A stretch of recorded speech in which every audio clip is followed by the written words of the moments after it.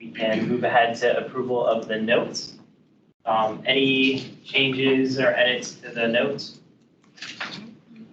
I like the hyperlinks. Yeah, the links were very nice. Is that the first time you've done that? I don't think so. Really? I feel like I haven't noticed that in any of the previous notes. Like right under the title. Yeah. Yeah, I'm gonna, Maybe just, it was not blue on the other copies, so I That's couldn't why. tell that it was linked if it wasn't printed. yeah, Because it was too much, but it was good to go back. Yeah. Refresh our memories. any changes? Do I have a motion to approve the minutes? I'll make a motion. Okay, do I have a second? Yeah. Okay, all those opposed or any objection? None? Okay, minutes are approved. The first item on the agenda then is Plan Langston Boulevard. This is an action item for a vote today. Good evening, everyone. Hi. Should I go ahead and present my screen? Yes. Okay, just one second. You could just let me know, make sure that you can see my screen. That'd be great. We can see. Awesome. Okay, so good evening, everyone. My name is Natasha Alfonso Ahmed. I'm with the Planning Division, and I'm joined tonight by Joel Franklin with the Housing Division and Ryan Bama, who's our planning consultant for the study. We are, as you know, in the final stages of this planning study, which is a multi-phase planning study that began in 2019 to develop a comprehensive high-level vision for the Langston Boulevard corridor that will guide both public and private investment long-term. It includes policies, recommendations, and design guidelines to support the goals and vision of a green Main Street, as well as implementation strategies. The planning process has provided multiple engagement opportunities since the beginning of the study. Most recently, our engagement for the first draft, which was released in June of this year, included several methods to collect community input. We also briefed the multiple commissions and advisory boards, including yours, and held a county board work session to seek feedback on the plan's recommendations and staff's perspectives related to community concerns. At the end of September, staff released the second draft, also known as the request to advertise draft. Then in October, we presented the RTA draft to the Planning Commission and the county board, and the board approved the request to advertise for public hearings in November. So through that feedback, we heard support for many of the planning policies, as well as some concerns on several key topics that you see here, including the plan's scale and extent of change, and the potential impacts of the transformation of the corridor on existing businesses. The plan's vision for increased housing supply and affordability, building height recommendations and strategies for historic preservation, the elements required to create a multimodal corridor and accommodate new growth, the overall supply and access and ownership of new public spaces, the strategies for managing stormwater and greening the corridor, and the overall implementation of the plan. So at the County Board RTA hearing in October, the main topics of discussion centered around housing, building heights, and sustainability. Other topics included ground floor priority areas, street grid expansion, parking, the timing of transit and transportation improvements, and the overall timing for the review of the East Falls Church and Cherrydale plans. Along with the advertisement of the public hearings, the county board approved 2 revisions. The first was to remove a policy recommendation for consolidation of public uses, including recreational facilities and activities. And the second was to change the timing for considering the review of the Cherrydale and East Falls Church adopted plans, and they recommended it to be short term.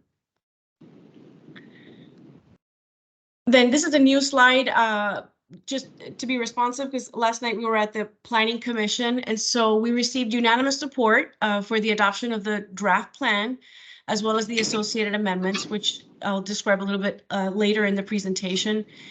There were also a few amendments to the main motion, which included to change the frontage designation for ground floor uses from blue to gold between Glebe Road and the Lee Heights Shops area, to add a reference to Appendix C of the bike element of the MTP to the definition of enhanced bike facilities, to develop incentives to repurpose existing buildings in order to achieve sustainability goals. Again, to revisit the East Falls Church and Cherrydale plans in the short term. This time taking more of a holistic and comprehensive look at all of the needs and opportunities presented along Langston Boulevard, not just those related to housing, but taking into consideration transportation, public spaces, and so on.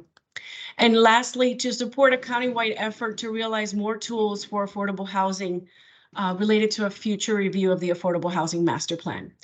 So in the next few slides, I am going to provide a very brief overview of the discussion that we had with the county board around housing, and just some information on what has changed, from the RTA draft to the final draft to address the concerns that we heard from both the community as well as the commissions and the county board. Apologies, I think I skipped too fast or something is missing. Apologies for that. I'll improvise. So the plan's policies and recommendations are centered around economic sustainability, environmental resilience, and equity. The plan does propose goals and policies for 9 key planning elements supported by design principles and guidelines that, as you can see here, are related to both the built environment and the public realm. The plan's goal is really to incentivize positive change in the core areas that can help meet the county's goals and the community's aspirations by providing other choices besides by right development, which we know will only exacerbate the problems that we have today along the corridor. So the corridor lacks mixed-use development that supports a walkable Main Street environment. And as you know, the housing mix provides very limited opportunities for the lower to middle income households. To achieve the vision for a green Main Street, a new land use framework is needed, one that concentrates development in the core areas, as you see here on the map, to support commercial activity, expanded residential uses and densities, and to provide access to new public spaces. So the 2015 Affordable Housing Master Plan projected 2,500 affordable units by 2040 for the Langston Boulevard corridor through a combination of existing and new committed and market rate affordable units. This projection was based on, at that time, the anticipated need for affordable housing countywide, and not on an actual development analysis of the Langston Boulevard corridor. So using this 25-year projection as an aspirational number, the potential housing supply and affordable units were studied during the development of the 2022 preliminary concept plan, the draft that was released in June of this year, which we presented at your last meeting, and then the RTA draft that was released soon after that at the end of September. And based on those analyses, staff has concluded that there's really a range for what can be achieved in terms of affordable housing along the corridor. The total potential units in the overall planning area, based on the plan's recommendations, could range between 19,000 to 26,000 total units, which is approximately 9,400 to 16,000 net new units. And that is expected to be delivered over approximately 5 decades, which is, again, it's an approximation based on a lot of analyses, but all the way out to 2075. The total potential affordable units would also grow incrementally and could ultimately range between 3,200 to 3,800 units along the corridor. So what you see here on this slide is a comparison of the current distribution of affordable units to the potential distribution, based on the plan's recommendations and by neighborhood area. Overall, the affordability is expected to remain distributed across the corridor, but like today, the greatest share or concentration of affordability seems to be in areas 3 and 5 West. And that's also where the most opportunity for redevelopment and change can occur. So the supply overall of the affordable units may be increased in the future if we assume a number of different things. One is if sites contribute more than what staff assumed in the analysis that we've done so far. If additional land can be acquired by nonprofit developers, obviously through assistance with the county, and certainly through further redevelopment in both the Cherrydale and East Falls Church neighborhoods, that is guided by either the current plans or by some updated plans in the future that would hopefully encourage more development than what they're capable of doing now. So at the RTA hearing, the county board discussed the PC's recommendation for conducting additional study of the planning area, or as part of the affordable housing master plan, to propose other ways for preserving or building new affordable housing. They also talked about the potential timing for conducting another housing needs analysis and how many affordable units would be achievable by 2040 corridor-wide, but in particular, they were interested in Area 5 West because that's where the most opportunity for changes.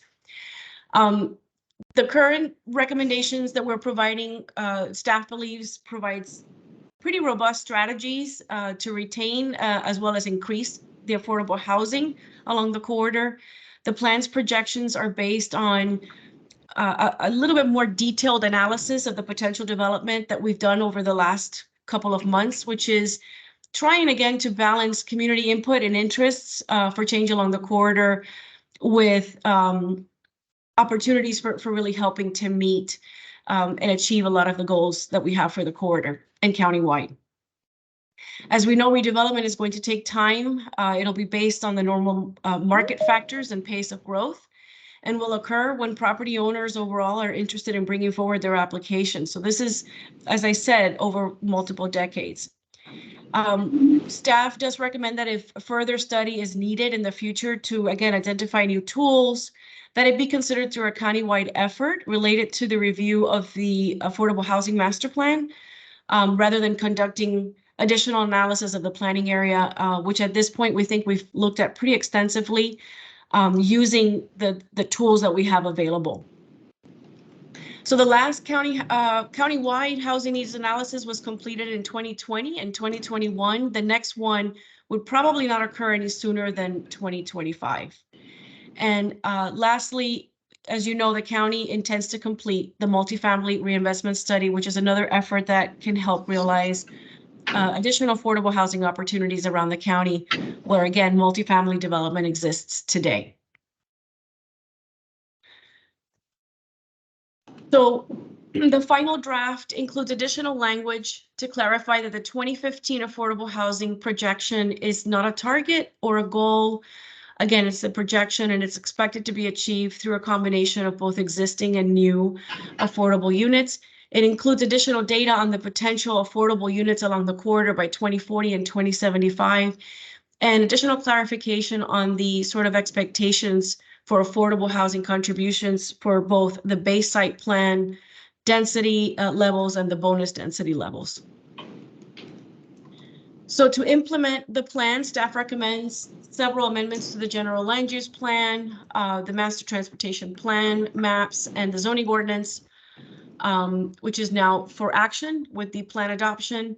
The GLUP amendments include establishing the planning district, and the text within the GLUP booklet to realize the goals and through new policy and zoning tools, adding open space triangles on the GLUP map to indicate generally where public spaces are desired, removing the parcels within the Cherrydale Revitalization District that are adjacent to areas where redevelopment has already occurred per that area's plan, in order to allow for expanded housing options in those particular sites. And removing the overlapping HCD designations for parcels in the core area, given that this plan establishes new guidance for multifamily properties in the corridor. The MTP map amendments include adding the planning district boundary as a new area that's planned for new streets on the MTP map, and amending the second page of the map to note that this is an area where new planned on-street bike lanes are being considered.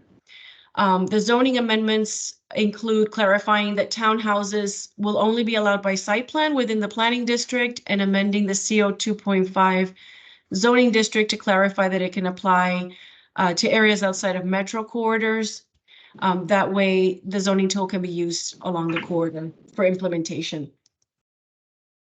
And then in addition to these amendments, the plan does establish a future land use plan, which makes recommendations on future land use designations, mostly for sites with the greatest incentives and opportunities for change.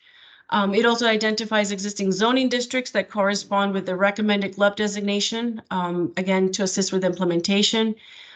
And we expect that any requests for GLUP amendments and rezonings would occur through the site plan and rezoning process. So it wouldn't be proactively done by the county. And then for sites with limited incentives and opportunities for change, the plan indicates that after plan adoption and in the near term, staff will continue to evaluate and bring forward additional recommendations for appropriate GLUP and zoning changes and implementation tools for those areas. And then lastly, the final draft did change the timing for reexamining both the East Falls Church and Cherrido plans to midterm. As I said at the beginning of the presentation, the county board requested for that to be short term. However, staff is continuing to recommend that to be midterm. And then it also clarifies the expectations from what the expectations would be from site plan projects for both the base site plan density and bonus density levels, as you can see here. And then lastly, it clarified that the optional increases in density above by right levels are allowed within the maximum building height limits, since there was some concern that it wasn't clear what the maximum heights would be in the planning area. This concludes my presentation. And at the moment, we're requesting that the Housing Commission recommend adoption to the county board for the plan as well as the associated amendments. So with that, I pass it back to the chair, and thank you. Thank you, Natasha. I know we have 2 public commenters on this, but first, I did want to ask you a clarification question. So you use the terms midterm and short term as far as looking at Cherrydale and East Falls Church. I have no concept of what that means in actual years. What would short term be and what would midterm be? So short term, the way it's defined in the plan is 0 to 3 years, and then midterm is 3 to 6. And just looking at the projection of our workload over the next 3 years, staff believes that it would be more realistic to say in the midterm, and if we can do it sooner, it'll happen sooner. But we're concerned with committing to the short term and not being able to do it given the current workload and staff resources. And when you say like 0 to 3 years for short term, you're talking about just starting it, or are you talking about finishing the? No, it means for putting it on the work plan.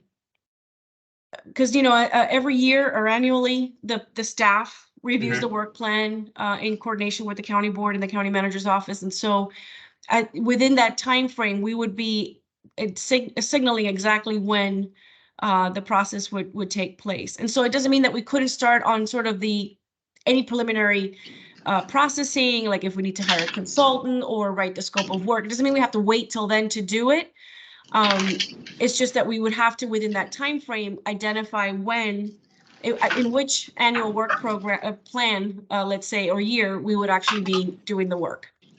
Okay, and sorry, one more point of clarification on that. Sure. So, like Plan Lakes Boulevard was sort of like a 10, 11-year effort.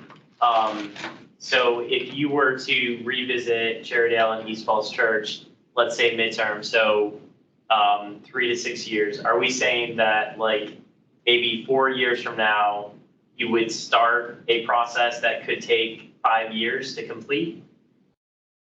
Well, we hope that updating these plans will not take as long as it has taken for the whole corridor. As you know, the corridor is extensive. It's pretty long. It includes 14 civic associations. These areas have already been analyzed before. We would be really building on work that's already been done and sort of trying to find a way to marry the vision that we have for the corridor with the vision that each of those plans already has. And so I would assume that the work would not take as long and would not take as many resources. But we would have to see it. It really depends on the scope of work that gets developed, which again we will discuss that with the community, and there will be a process for figuring out what exactly we're going to do in each one of those areas. Okay, I would guess it probably wouldn't be any less than 2 years of a process, just with all the commissions and all the engagement. Okay, that's helpful context. Thank you. Sure. With that, let's move to public comment on Lexington Boulevard. Looks like Alice, you are up. Do you want me to come somewhere or just? It is up to you, whatever you are most comfortable with. As long as the speakers on the ceiling can pick you up. Okay, I can just speak here, that's okay. Yep. Okay. I'm Alice Hogan. I work with the Alliance for Housing Solutions. Happy to be here. I know most of you, I was on this commission for many years, and it's good to be here in person with you tonight. I guess the Alliance really wanted to affirm so many aspects of the plan and thank staff for the incredible work over more than a decade. The fact that the plan discusses equity issues and looks at how this corridor is much wider and much wealthier and has much more single-family home housing than any other place in the county, and this is an opportunity to change some of that, bring some diversity, bring some opportunity, and hopefully some less expensive housing. And most of this is based on segregation, historic racial segregation, and even now economic, right?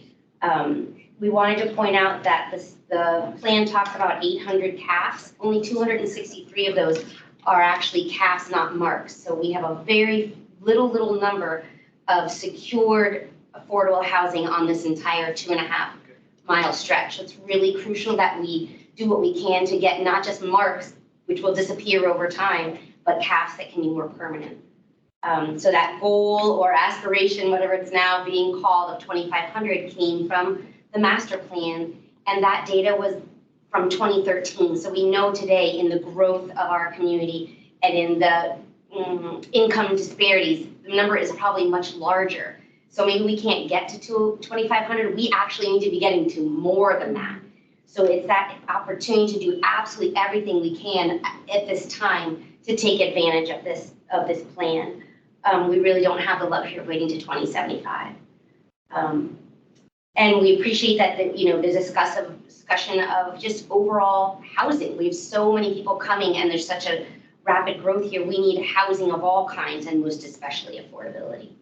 And for folks, older folks who really have a problem because our housing is so old.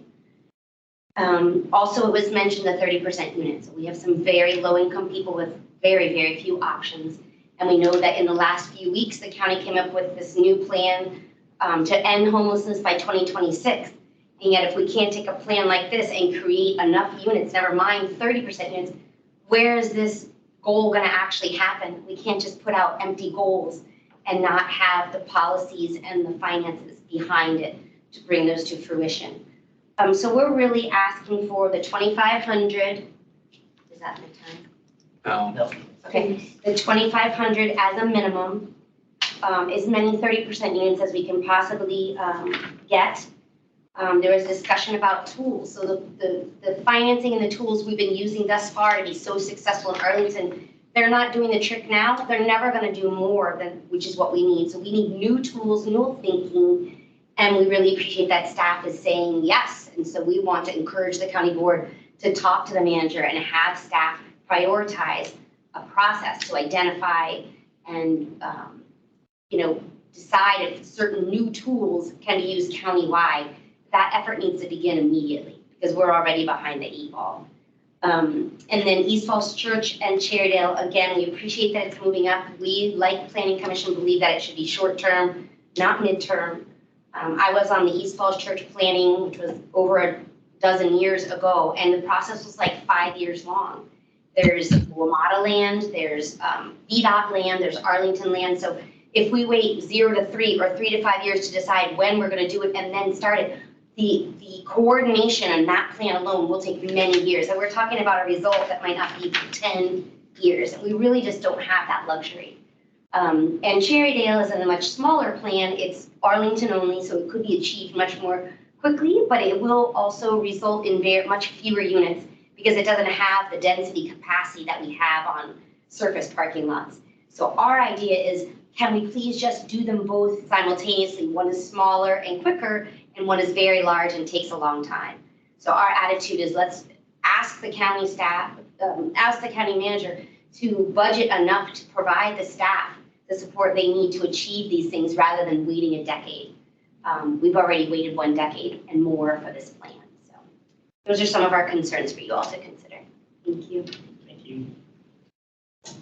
Okay, with that, comments and questions from the commission.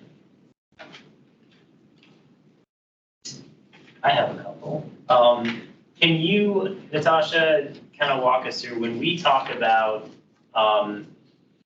through this plan, we expect to see an increase of X many affordable housing units on the corridor. And there's specific mechanisms in place in the plan that would allow for that, including, increasing heights and density. Can you walk us through, what those different elements are and, how those have led to the estimates for this is how much affordable housing we anticipate being built along the corridor? Sure. I'm looking for a slide that actually has that already broken down. So give me 1 second. I'll pull it up in a minute. That it just explains the different strategies that we've applied in the plan. And I didn't want to go right to that page. So give me 1 second. I'll pull it up. It'll just be easier to review. No worries. All right, we're almost there. I think It's just loading. Because I know the planning commission, I think one of their adopted amendments was to increase the tools available to the county. Yes. To allow more affordable housing to be built.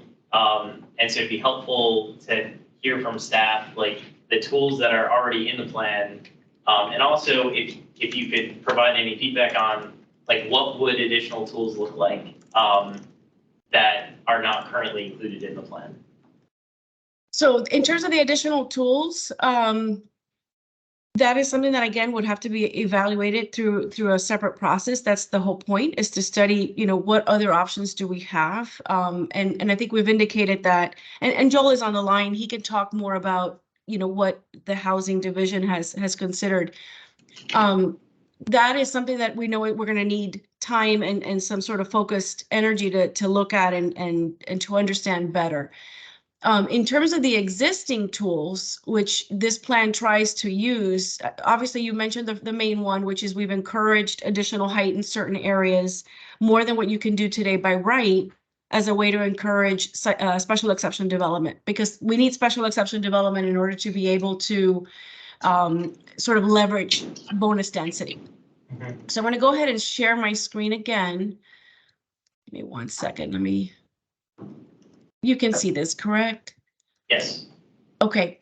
So first and foremost, as I said, we've increased the heights. We've certainly built in a lot more density that can be achieved today by right. In many places, you're not allowed to do residential. So one of the things that we've done is for all of the service commercial properties, we've given them now an opportunity to build mixed use or residential.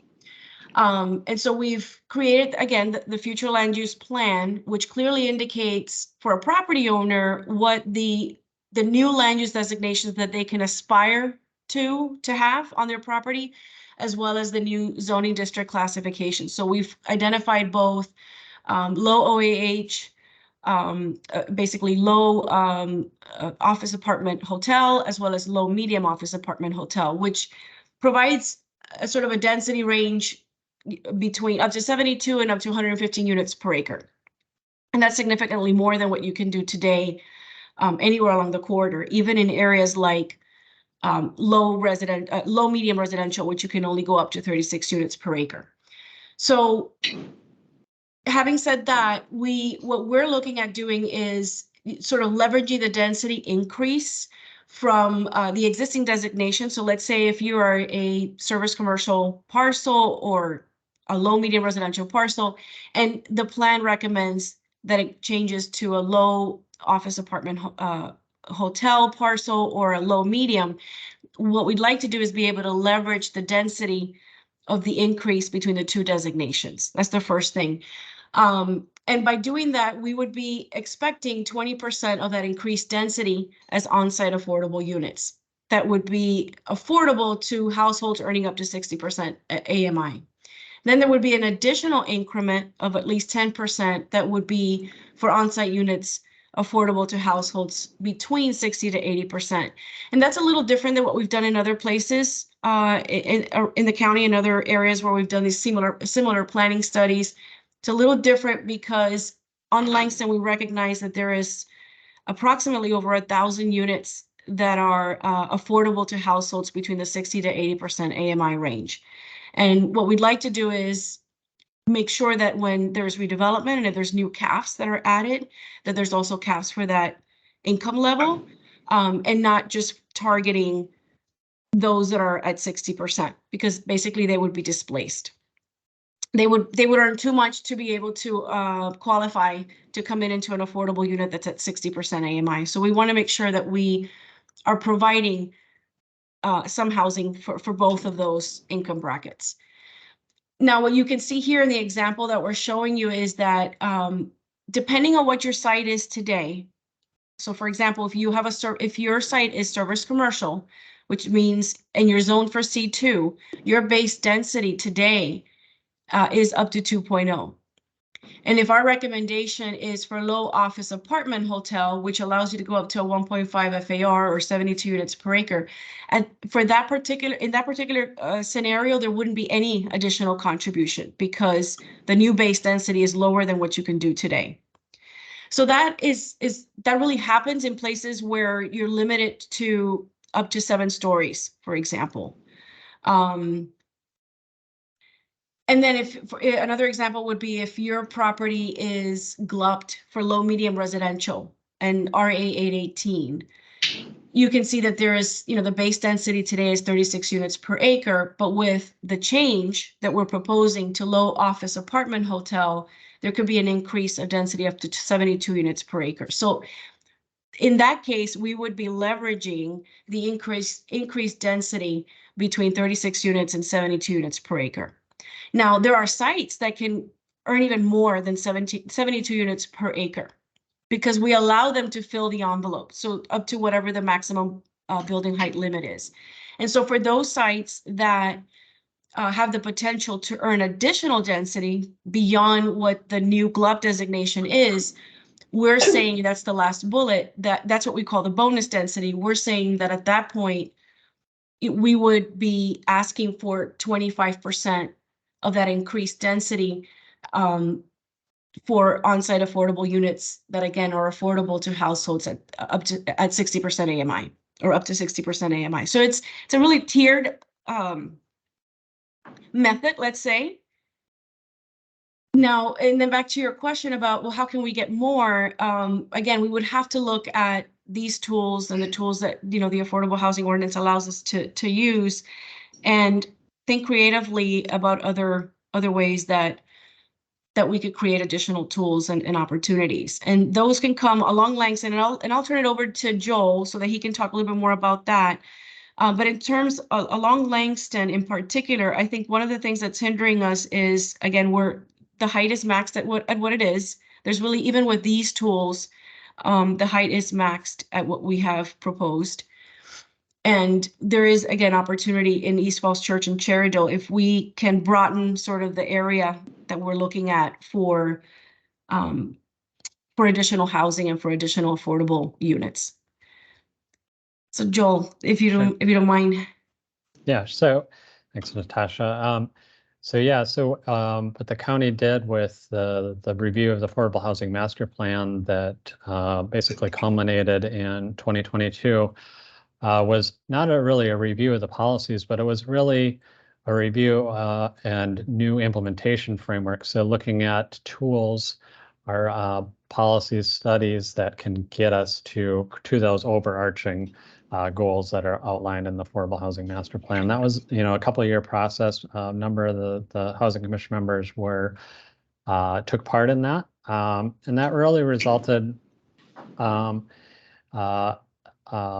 a number of different recommendations, such as looking at a lower AMI that's needed as a result of some work that we had a consultant do as far as the housing needs analysis that identified that the overall need for affordable housing really hasn't changed since we adopted the master plan, but really what changed was the kind of the mismatch of affordable housing, that we really need to get at those units that are at 30% of AMI. So there's a number of recommendations in there regarding that. A number of different studies. It really covers a broad range of things, from housing to even housing within DHS, homeless services, looking at how our CAFs are operated, co-location of affordable housing, things like that.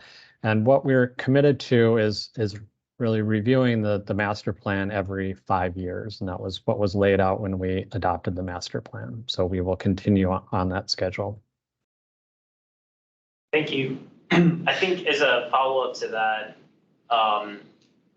so looking specifically at more of the 100% affordable developments, so working with like a nonprofit or I guess a for-profit affordable housing provider developer, obviously the increased density and height is going to help provide more opportunities for them to build things that are, you know, economically feasible. Are there other things in the plan that are going to help incentivize the AHCs, the APAs to build along Langston Boulevard, or is it really just the changes in like density? So the plan, yeah, it's mostly related to the changes in density. And just, you know, there aren't that many sites along the corridor that are owned by nonprofit developers. There's really, I think, a total of 4 in the total in the entire corridor. 3 of them are actually located in Area 5 West, which so it's highly concentrated in one specific area. And a lot of those sites are small. I know APA owns 2. One is fairly larger than the other. But the one that is very limited in size actually has no room to grow. And it is identified as an essential property on the HRI, which means it is recommended for full preservation. And so for those sites that are really small, not only do you need the density, but you also need something to encourage them to consolidate with the properties adjacent to them, like single family lots. And so we would be looking at ways in which, you know, the AHIP funds could be used, you know, to help these nonprofit developers to acquire land to expand, you know, their buildable area.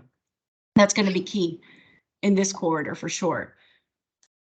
But the plan isn't going to do anything to help make more AHIP funds available, and currently there's very little available.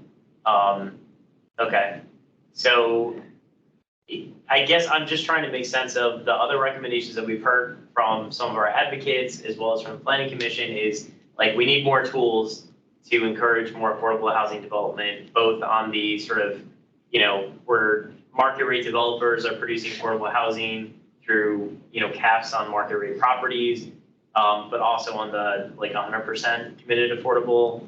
But it sounds like there's definitely a big gap there. In what's available.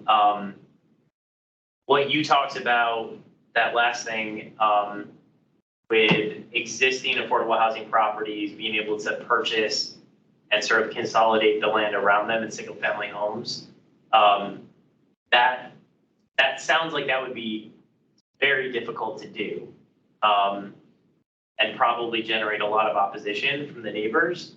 Does this plan do anything to make that easier to do, or is that kind of where it is today? Not much has changed as far as buying a single family home parcel next to, you know, whatever, whether it's existing affordable housing development or let's say it's community land or some other land that could be suitable for affordable housing, but you need to incorporate some other parcels around it. My understanding is that this doesn't make it any easier to incorporate some of the single family homes into that. Is that a correct understanding? At the end of the day, the county, you know, through whatever analysis gets done in the future, you know, to identify additional tools or to identify additional funding that can be allocated for these, you know, for acquiring land or for building affordable housing and all of that, This plan encourages it. We have to remember that this plan is a policy document. It includes several policies to encourage these things to happen. At the end of the day, there's other processes, other studies and analyses that have to happen for all of the stars to align, and for all of these programs to work together and either be funded or, and of course, that's just the process that we have to go through. But at least this plan is trying to recognize that is important for this corridor, that it is important to diversify and distribute more evenly, let's say, the affordable housing, not so that it's not concentrated in one area, but along the entire corridor. So it's a little bit more equitable. It is definitely recognizing that. It is recognizing that we need the density, that we need the height. And again, we have to remember that they're optional tools. Property owners, you're right, property owners, single family homeowners may not be interested in selling the property when these nonprofit organizations are ready to move forward, but they may be. It really depends on the market forces and the pace of growth and really the work. I know that these nonprofit organizations have done a lot in a lot of different areas to try to make these things happen. So it really depends. The vision is set, is my point. We're setting the vision. We're putting the policies in place. We're certainly making the recommendations super clear. And it's really up to the private sector and these nonprofit organizations to work together and the county to find ways to support them. Thank you. I guess, again, I'm coming back to, some of the recommendations have been, the plan needs to say that the county is going to try and meet the 2,500 CAF goal. It's already a goal of the county, right? We've already committed to it as a community that we have to reach this. The plan is not estimating that we're going to reach it. So if we were to add that into the plan as a goal, what is that? I don't know what that effect that has on what's happening. If it's already a committed goal of the county, is there anything in particular that we would gain from saying in the plan, if the board adopted that, yes, we reiterate that the goal is to get to 2,500, but if the heights and the density doesn't change and we still don't think we can get there, it just seems like that doesn't change anything.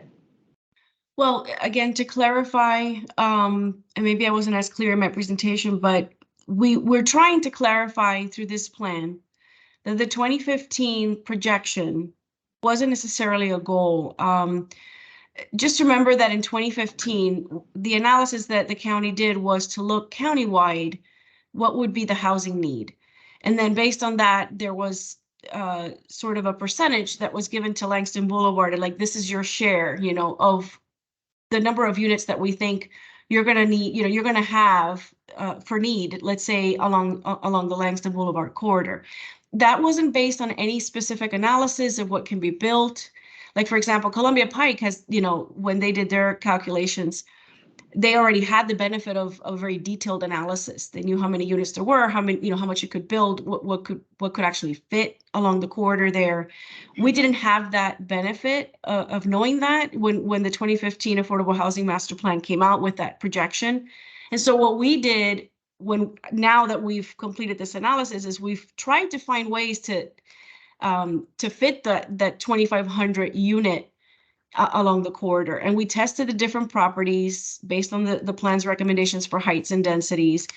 And what we discovered is that it's going to be difficult to achieve that. We're close, but we're not quite at the mark that we were hoping to be, and certainly not by 2040, which is it's a downside, and we're disappointed in that ourselves. So we just wanted to clarify that at some point we're going to have to evaluate it and decide whether that is truly a goal that we want to have. If that number should be higher based on future needs, maybe the needs are different, from what we saw in 2015 to what it may be in a few years when we do another analysis of the housing needs. So that number may have to be revisited or looked at again through the next series of analyses. But at the moment, and we've said it before, the only way for us to get more units is to increase more height in the areas that we're showing change. And we've sort of hit a limit, to what we can achieve, in terms of trying to balance community concerns and the wishes of the community in those areas where they don't want to see too much growth. And so this plan tries to really balance opportunities with sort of, again, community sentiment about growth and change. And Yeah, that is what we can fit within those I think parameters. it makes sense. I think the frustrating aspect for me is we set goals as a county and then we don't fund AHIF at the levels needed to meet that. And then when we make plans, we sacrifice meeting our goals to satisfy other priorities, which in this case is not pissing off the neighbors. So it kind of makes the goal meaningless because the county isn't actually willing to meet it. And, obviously the plan is not going to be changed. The heights aren't going to increase at this point. They're set in the RTA, but I think it's just disappointing that we set goals, we went through a whole community process, and then, we said, oh, well, these other things are more important than affordable housing. Like the desires of the neighbors who live around those sites today. So that's more of a statement than anything else, but yeah, just frustration.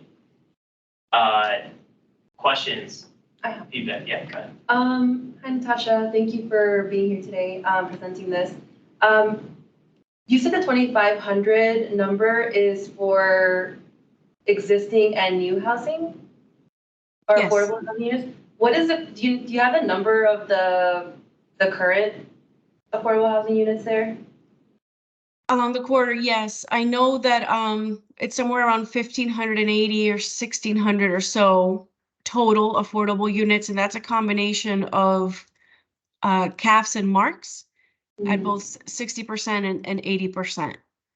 So then it would And be like you can the actually remaining- see that in that slide that I shared earlier. So maybe give me a second. So on the slide number, and that number may have changed. It could be 11, 9 or 11. I can't tell now because my PDF changed a bit. But there are, a total of 1,900 units.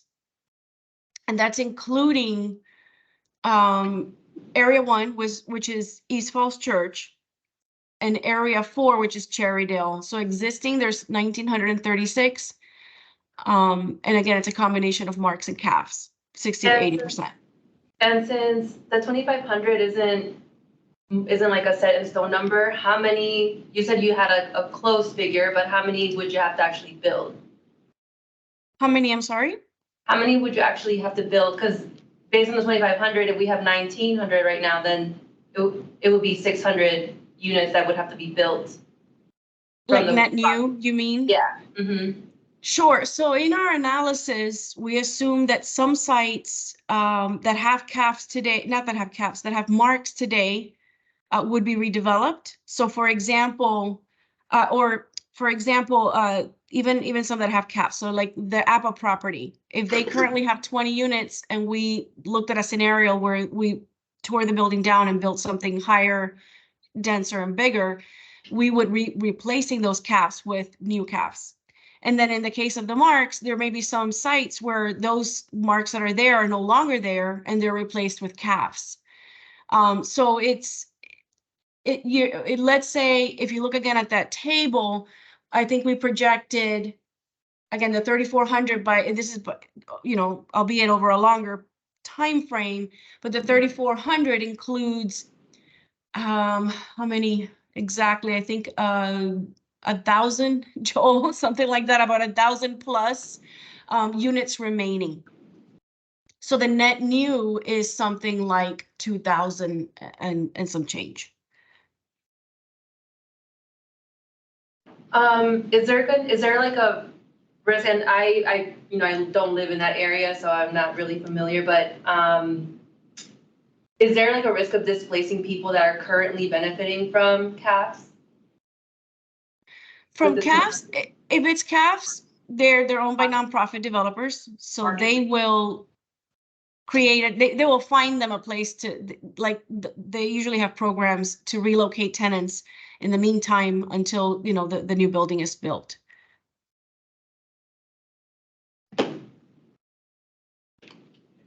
Other questions?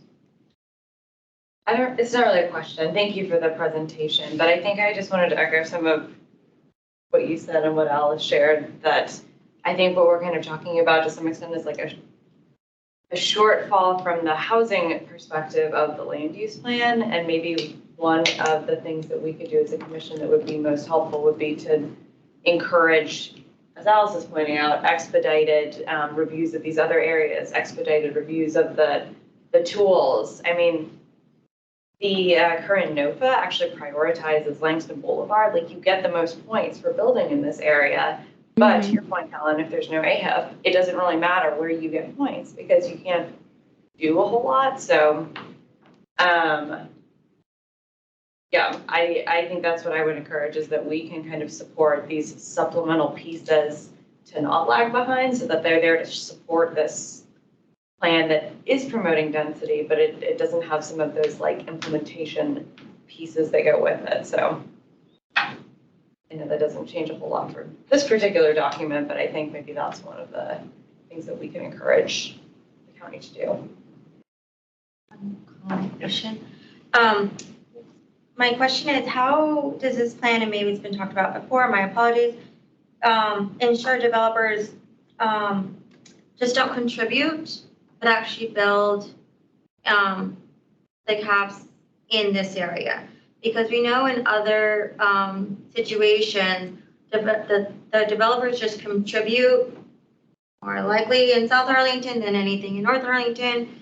I think that happened actually in Boston, in a Boston plan or whatever. Does this plan cover that, or kind of more incentives to developers to build up in the Langston area? Joel, do you want to talk about how it's Sure. done in other corridors? That could be Yeah, helpful. sure. So I think what you're talking about is basically the Affordable Housing Ordinance, which applies countywide, and it doesn't single out, specific corridors. So the developer does have the option to either provide a cash contribution or on-site units. Unfortunately, to change that would require a change at the state level. It's state enabling legislation. So we do not have the power to change that locally.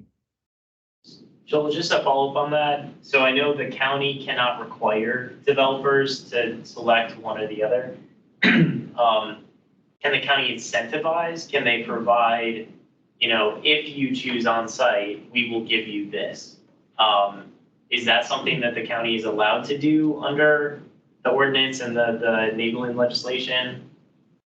As far as bonus density, that's largely what we do, right? So they are Right. getting, in exchange for extra bonus, they are Yes, providing. but sorry, specifically for base, like not for, I understand for bonus, yes, the county can require and they have a lot more flexibility when it comes to that, but for base, can the county incentivize? It cannot. one place? Okay. So It's, as Joel said, it's enabled by the state law, and so to change that, we would have to do an amendment to the state Yep. code.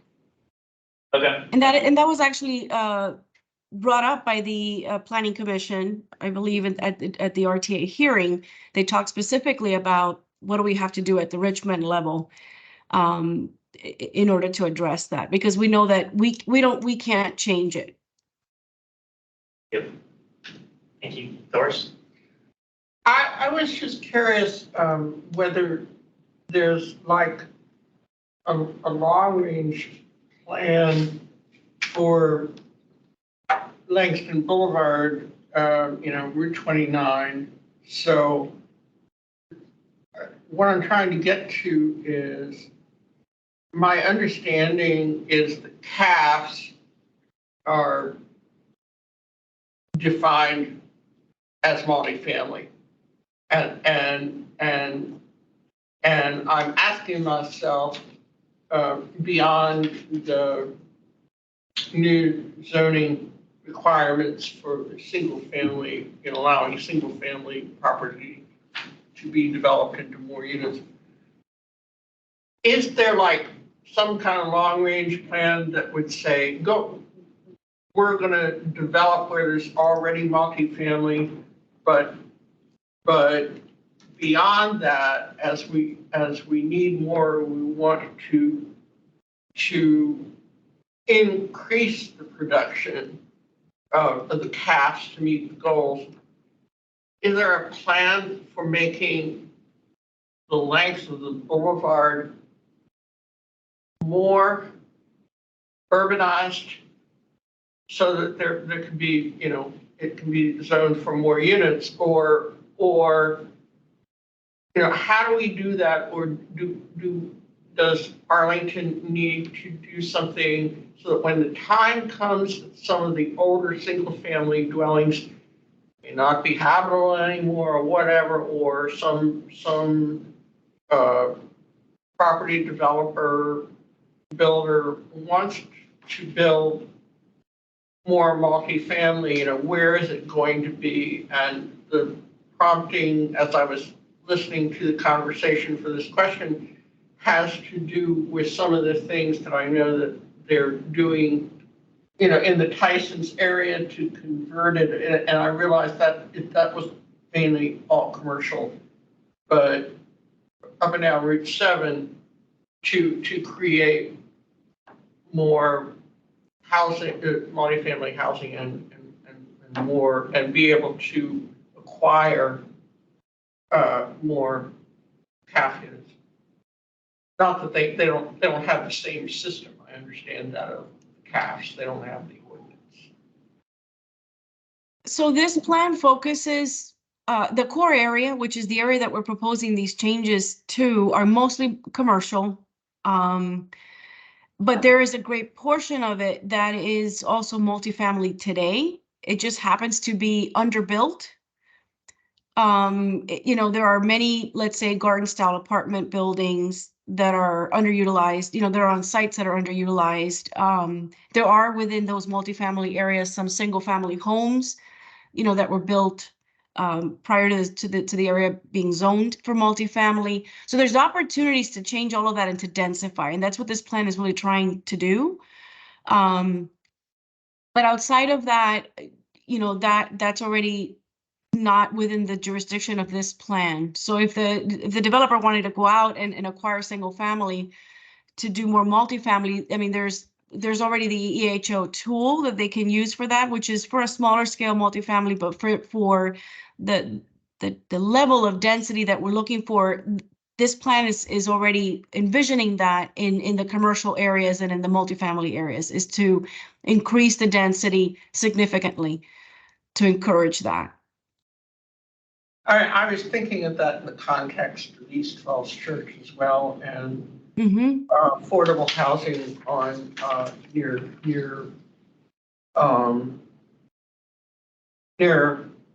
metro rail stations and transit. And in particular, I know that there's some research on tools maybe that's going on under the auspices of the Transportation Planning Board. So just some thought about that. Yeah, so I wanted to echo what Helen said and what Haley said about, I feel like we should express, you know, in our letter that, like, you know, we're disappointed that the county is prioritizing, again, like the desires of the neighbors over this very urgent need of more affordable units, which they've already outlined in their affordable housing master plan. They have this goal and that it's needed. And so, you know, for future studies, like, you know, what is the input that they're listening to? And, you know, is it more the neighbors, the wealthier white people who happen to show up at these meetings? You know, are we going out and engaging more with the folks who actually need this housing and deserve to be represented just as much in the county priorities? And then, you know, so the heights should be higher, right? But, you know, given that it looks like we're not going to change that, I think, you know, we do need to, like Haley said, emphasize that they, first of all, do the East Falls Church in Cherrydale within, like, the short term, so like the next year, like, start it. and set a date, and then also the, like, come up with that set of tools and like commit to money in the budget, right? This has to be priority, and they have to commit to money in the budget, and I don't know how they're gonna get that money or reallocate, but like, this is a very important. Taxes. Yeah, just raise taxes or reallocate somehow, so, yeah. And then one final point is, I would like to echo the planning commission's point that they develop incentives to repurpose existing benefits for sustainability to meet the carbon neutrality goals of the county. And that's also healthier for the residents of buildings when you electrify and stuff. You? Yeah, go ahead. I just had, when you were doing the projections, how often did you assume developers will make a cash contribution versus building affordable units? Do you have any data that maybe you I mean, I think can recall? largely almost close to 100% to the contribution, right? So what we're basing the numbers on is the ability to get bonus or Right. they're been rezoned. So yeah. And for the bonus density, the county can require that it be on site. Yes, for the bonus. Yep. How was that So determined? you assumed that they would continue to do 100% cash contribution for the base in your projections? Yeah, we applied the ordinance, and right, for the base, we assumed it was just cash contribution because that is what's been Yeah. done for Right. the most part. Which could potentially help pay for some of the other units in the future. I mean, Yeah. you do need cash too, because the county board consistently underfunds AHIP, so, that's. I was just curious to Yeah. see if the numbers were like inflated. Yeah, no, that's a really good point. Past that. I have a question about the affordable housing master plan goals. So, I get that when the master plan was put in place, you didn't do this level of analysis for a corridor like Langston to say, what do we actually project the number of units, will be, if we were to make changes to, the corridor. Now you've done that, now we recognize that by 2040, we're unlikely to meet our goal. What does staff do with that information? Do we shift those units to somewhere else? Do we just say, well, I guess we're not meeting our goals and move on? Like, what happens from a staff perspective when we have found out that, based on what the county's committing to, we're not gonna meet this goal that the county's already agreed upon? Is it nothing, or do we try to reallocate that somewhere else, or say, oh, we need to take these steps to try to meet these goals in another place in the county? Yeah. So as Natasha said, the goal really wasn't overarching. We need 17% of our, total housing stock to be affordable at 60% and below. So what the 2,500 number is basically a forecast. So there was a lot of talk at the time about geographic distribution, where those units should go. So each year we do an annual report that updates those numbers and percentages based on where we thought, the forecast, what we did when the master plan was adopted. So it is potential, in one of our upcoming reviews of the master plan, that we could take another look at geographic distribution. Does that forecast make sense?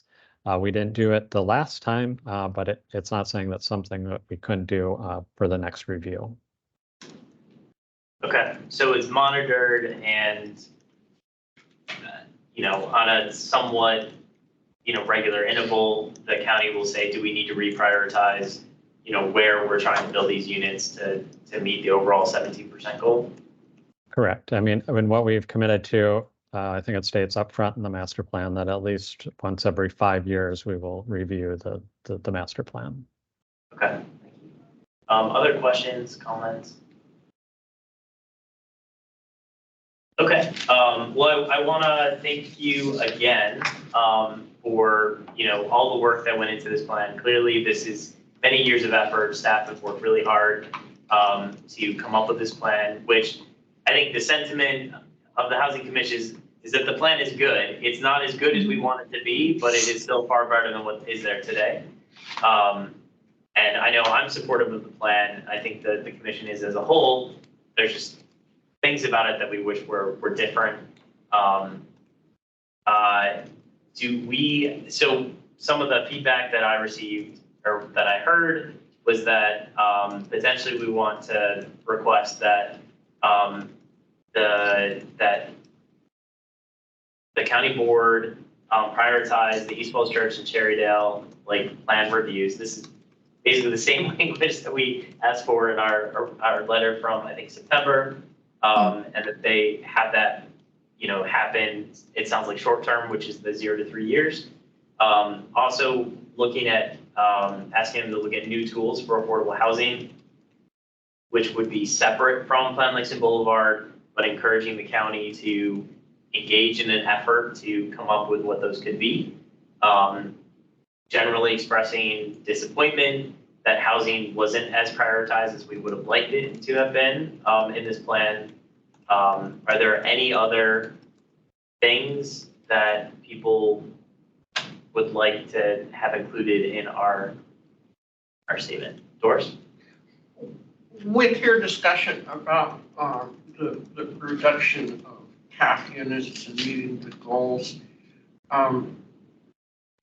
could we say that it would be important also to see if other production goals are going to be met or need adjustment or whatever, or new policies and tools? And what I mean is for the family-sized units and also for the fully accessible units, because we were already behind in the production of accessible units, but the goal of 10% was a wonderful thing because it was adopted into the plan.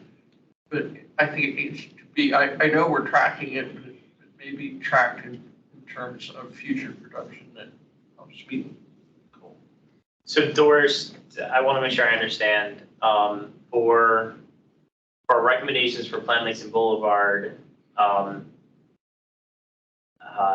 now okay, so I think the last point was looking at the number of accessible units that are being developed along the corridor. Whether it's going to meet the 10%, no, whether how the corridor might help meet the full goal of 10%. That's what I'm trying to say. That's something I feel like we should ask staff now if they have an idea of that.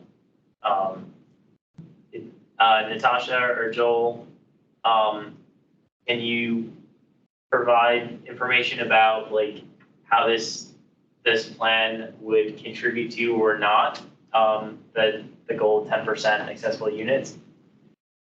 So yeah, so the 10% really relates to new committed affordable housing, right? So it's looking at if a new CAF development takes place along the corridor, there is incentives built in the NOFA process to meet that, 10% being fully type A accessible. So, we track that at a county level. We don't track it at a corridor level, but I think it's something that we could explore. And then the second point was around family-sized units in the Affordable Housing Master Plan, and then how Plan Lakeson Boulevard would contribute to the development of family-sized unit stores. Or was that affordable family-sized units, I would assume? Yeah. Okay. Yeah. And the other thing though is if there's a way that we could maybe encourage the use of the low-income housing tax credits, which triggers, particularly the 9% credits, which triggers a 10% accessible requirement unto itself. So that's a incentive and tool, but are we really using the 9% as much as we could be? And is there something that we could do to get Virginia Housing to provide more incentive or ways that developers can use those 9% credits. Because right now, we're using them less and using more hybrid kinds of things, which cuts the number of accessible units that would go in. So I think I want to ask staff about the multifamily housing question first. Oh, please. So if you know, Joel, if you have a sense of how the plan would impact, family-sized affordable units on the corridor. I mean, likely it's pretty much the same answer, right? So I think we, through our affordable housing master plan and the needs analysis, really there was an additional identification that there is a need for family-sized units, and something we've known for many years. So we try to encourage that through the NOFA process as well as projects come in. So it's something that the development team is always looking to maximize the number of our multiple bedrooms in their developments. So I think this plan will definitely help with that. So. And Joel, as far as the LIHTC, like 9% versus what is the other one? 4%. Is like, and I don't know the numbers as far as like how many of our affordable housing developments are using the 9% versus 4%. Do you have a response to Doris's comment on that? I don't, but I took it down, and I can get with our development staff just to get some information on that. And I know they also do, Virginia does some listening sessions as far as, what are the needs, and I think Arlington participates in that as well. So we can take that feedback back. So, I was just going to pipe in. It's Margaret McGilvery, and I do think it's worth having conversations with Virginia Housing Finance Agency in regards to how they fashion their QAP, which is basically their guidance on, what criteria they're going to use to award tax credits. However, I will say that most of the time, 9% are used for much smaller developments. I'd have to double check in the state of Virginia, but most of the time it's for developments of 100 units or less. So that is oftentimes what drives where 9% versus 4% get used. okay. So I'm open to including language around Virginia housing and the QAP, I guess. I don't understand right now what that would be, but I'm willing to include it and say that, if Margaret, you want to work with Doris and get language in a final letter specific to that, obviously pending a vote of the commission, but I can mark that down as the 9% LIHTC tax credits. Butchering how to spell LIHTC, but Kellen, I have one Yeah. question.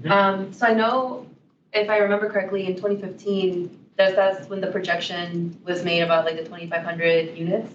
the goal. The goal. So this is a projection, Plan List Over projects that they won't hit the goal. Of the 2,500. Yes. If there are any reassessments, I think it would be important to include that in the letter too. They say that for some reason the county's oh, we actually now need 3,000 or something. That should be taken into account if this is still in progress, I guess. An assessment of how those changes would impact the development of this. Does that make sense? So I think the county was saying that every 5 years they do the housing needs assessment, which was completed in 2021. And I think that looks at that, correct me if I'm wrong, Joel, what are the current needs? But it doesn't redo What's already been the planned. full affordable housing master plan, but sorry, Joel, go ahead. You can. Yeah, so what the needs analysis looks at is the overall need of units at particular income bands. So what we are really focusing on here is the 60% and below. The needs analysis doesn't do is, put those in throughout the county. That's a process that we did separately through the master plan process with a number of inputs, looking at where current marks are existing, where caps are existing, if there's, plan guidance. So that's, what we did during that process. But it doesn't look, it basically looks overall. And going back, Doris, your other points, so are you looking for corridor-specific tracking of, I keep wanting to say multifamily, but type A accessible units, as well as family size, affordable housing units, and just tracking what that looks like across Langston Boulevard? Yeah, if we'll be tracking the target for cash, then it seems like both are subsets of that. That makes sense? Yeah, I mean, I don't have an objection to including that. So it could be done it seems it could be feasibly done within one, calculation or estimate or, evaluation of whether we're meeting CAF's goal and then those two subsets. Okay. Let's go with Nikki and I think we addressed this already some with Katie and Haley and Alice, but I'm just looking at the minutes from last meeting. It sounds like, Helen, you asked about engagement with marginalized populations, and just reading the response, I am just a little frustrated. I think it sounds like staff reached out to civic associations. At least my civic association, Lion Park, is mostly homeowners. And you mentioned farmers markets. I go to farmers markets. They're largely white and young. And property management along with buildings along the corridor. What about the tenants in those buildings? So just want to read, seeing the specific examples of how you reached out to the marginalized populations. The response just seems a little problematic, just thinking about the populations who go to farmers markets in Arlington, who go to civic association meetings. It's just a little frustrating as well.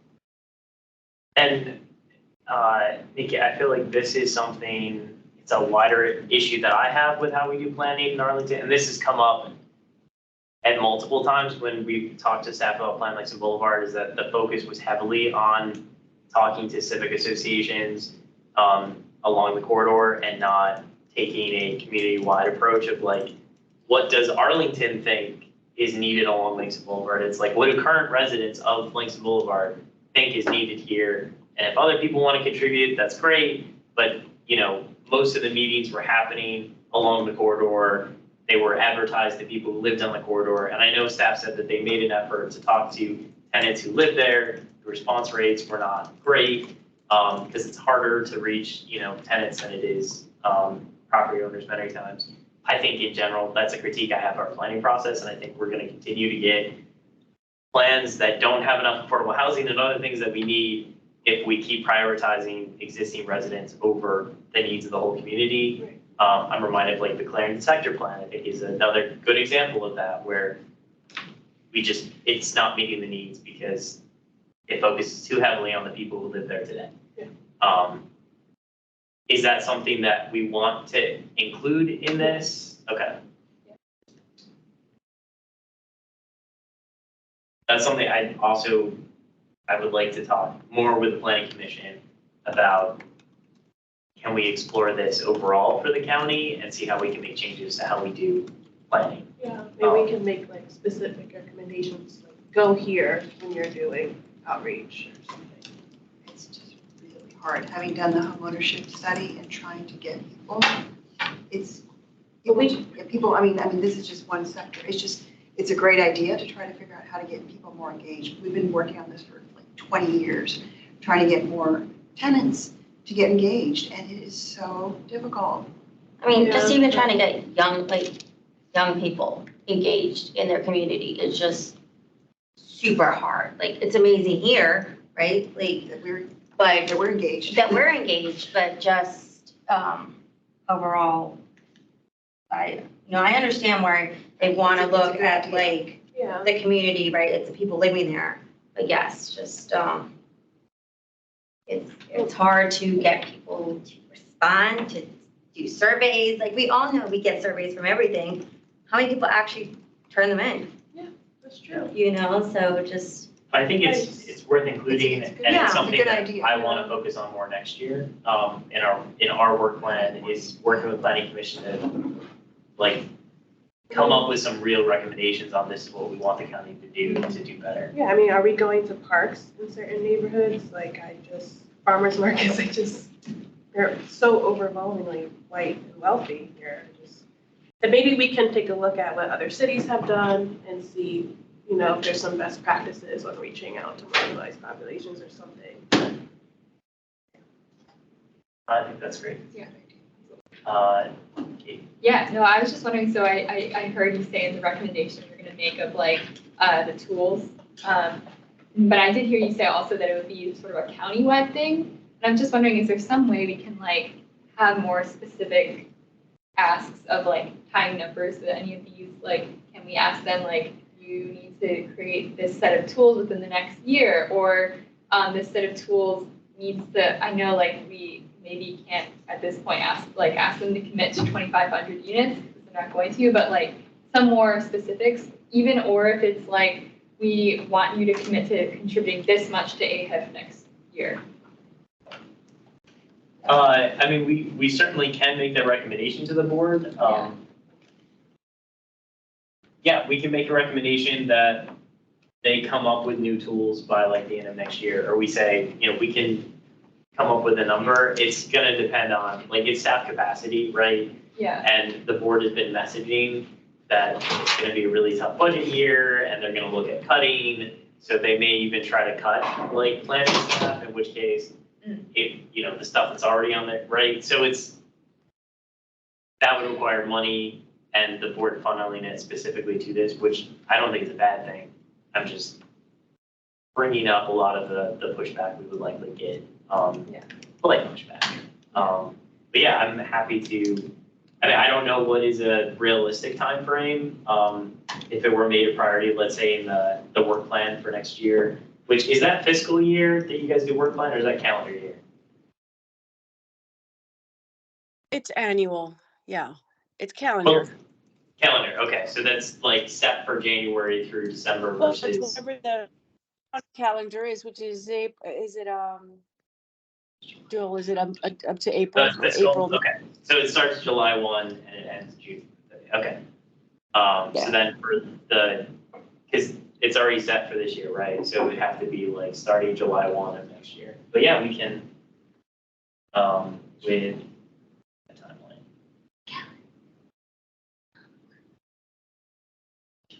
Okay. Okay, any other things to include? We have a longer list now. Okay, let me read them out just so I make sure that I have everything. And then if someone wants to make a motion after that. So I have prioritizing the East Falls Church and Cherrydale, like area plans review, prioritizing the development of new tools for affordable housing with a specific timeline associated with that, expressing our general disappointment that housing was not prioritized as much as we think it should have been for the plan. Some sort of language around 9% LIHTC tax credits and providing incentives for those to be used. Also asking staff to specifically track the development or the number of family size and accessible units along Langston Boulevard, like CAP units along Langston Boulevard. And then a critique or recommendation that the planning process be changed so that it does not focus nearly as much on just the needs of existing residents, but looks at more marginalized groups and takes a more holistic countywide approach to what the needs are for specific areas within county. Is there anything that people feel is missing from that? Okay. We still form. Yeah. Great, okay. Do I have a motion to adopt those recommendations and approve the plan? Like recommend that county board approve the plan with these recommendations. I can make a motion. So I make a motion to adopt the Langston Boulevard plan with the recommendations provided. I think that's it. Yeah. Do I have a second? Okay, thank you. Let's do roll call. Okay, okay, yeah. Let's go with Commissioner Blake. Yes. Okay, Commissioner Escobar, Yes. Commissioner. Sure, I don't think so. Yeah, I don't think my case. Okay. I vote yes. Commissioner Montgomery, Yes. Commissioner Norris, Yes. Commissioner Rubalcava, Yes. Mayor, Commissioner Surface, Yes. and Commissioner Wagner. Yes. That passes unanimously. Great. Margaret who's on the call too, right? Not voting. Yeah. Both Paul and Margaret are participating, but not voting today, yeah. Cool. Thank you very much, staff, for answering all of our questions and engaging in this discussion and for all of your hard work on this. You will get that letter drafted and over to the board. Let's take a Thank you. 5-minute recess. All right, thank you, everyone. Thank you. Thank you. Bye-bye.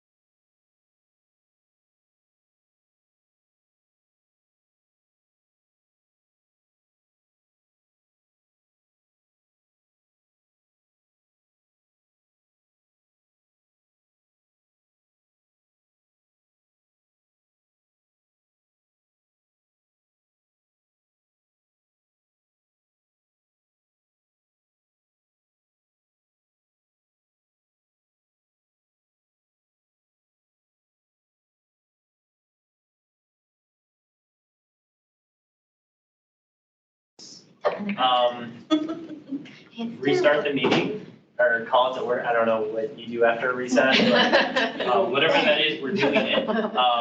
We're actually gonna switch up the agenda a little bit because Matt is coming in person, Matty Bronte, but is not here yet. He had another commission that he's on that is meeting at the same time.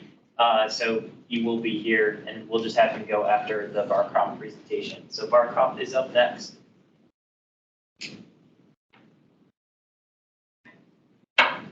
Good evening, everyone. My name is Melissa Danowski, and I'm with the Housing Division. I'm the General Project Coordinator for the county. Also with us is David Hildy from the Gyre Lynch team, who has prepared a presentation.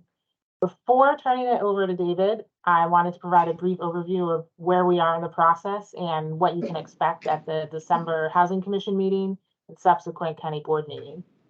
So first, Gyre Lynch submitted their Master Financing and Development Plan, or we call it MFDP, in October of 2022. And since then, staff and the Gyre Lynch team have been focused on review and analysis.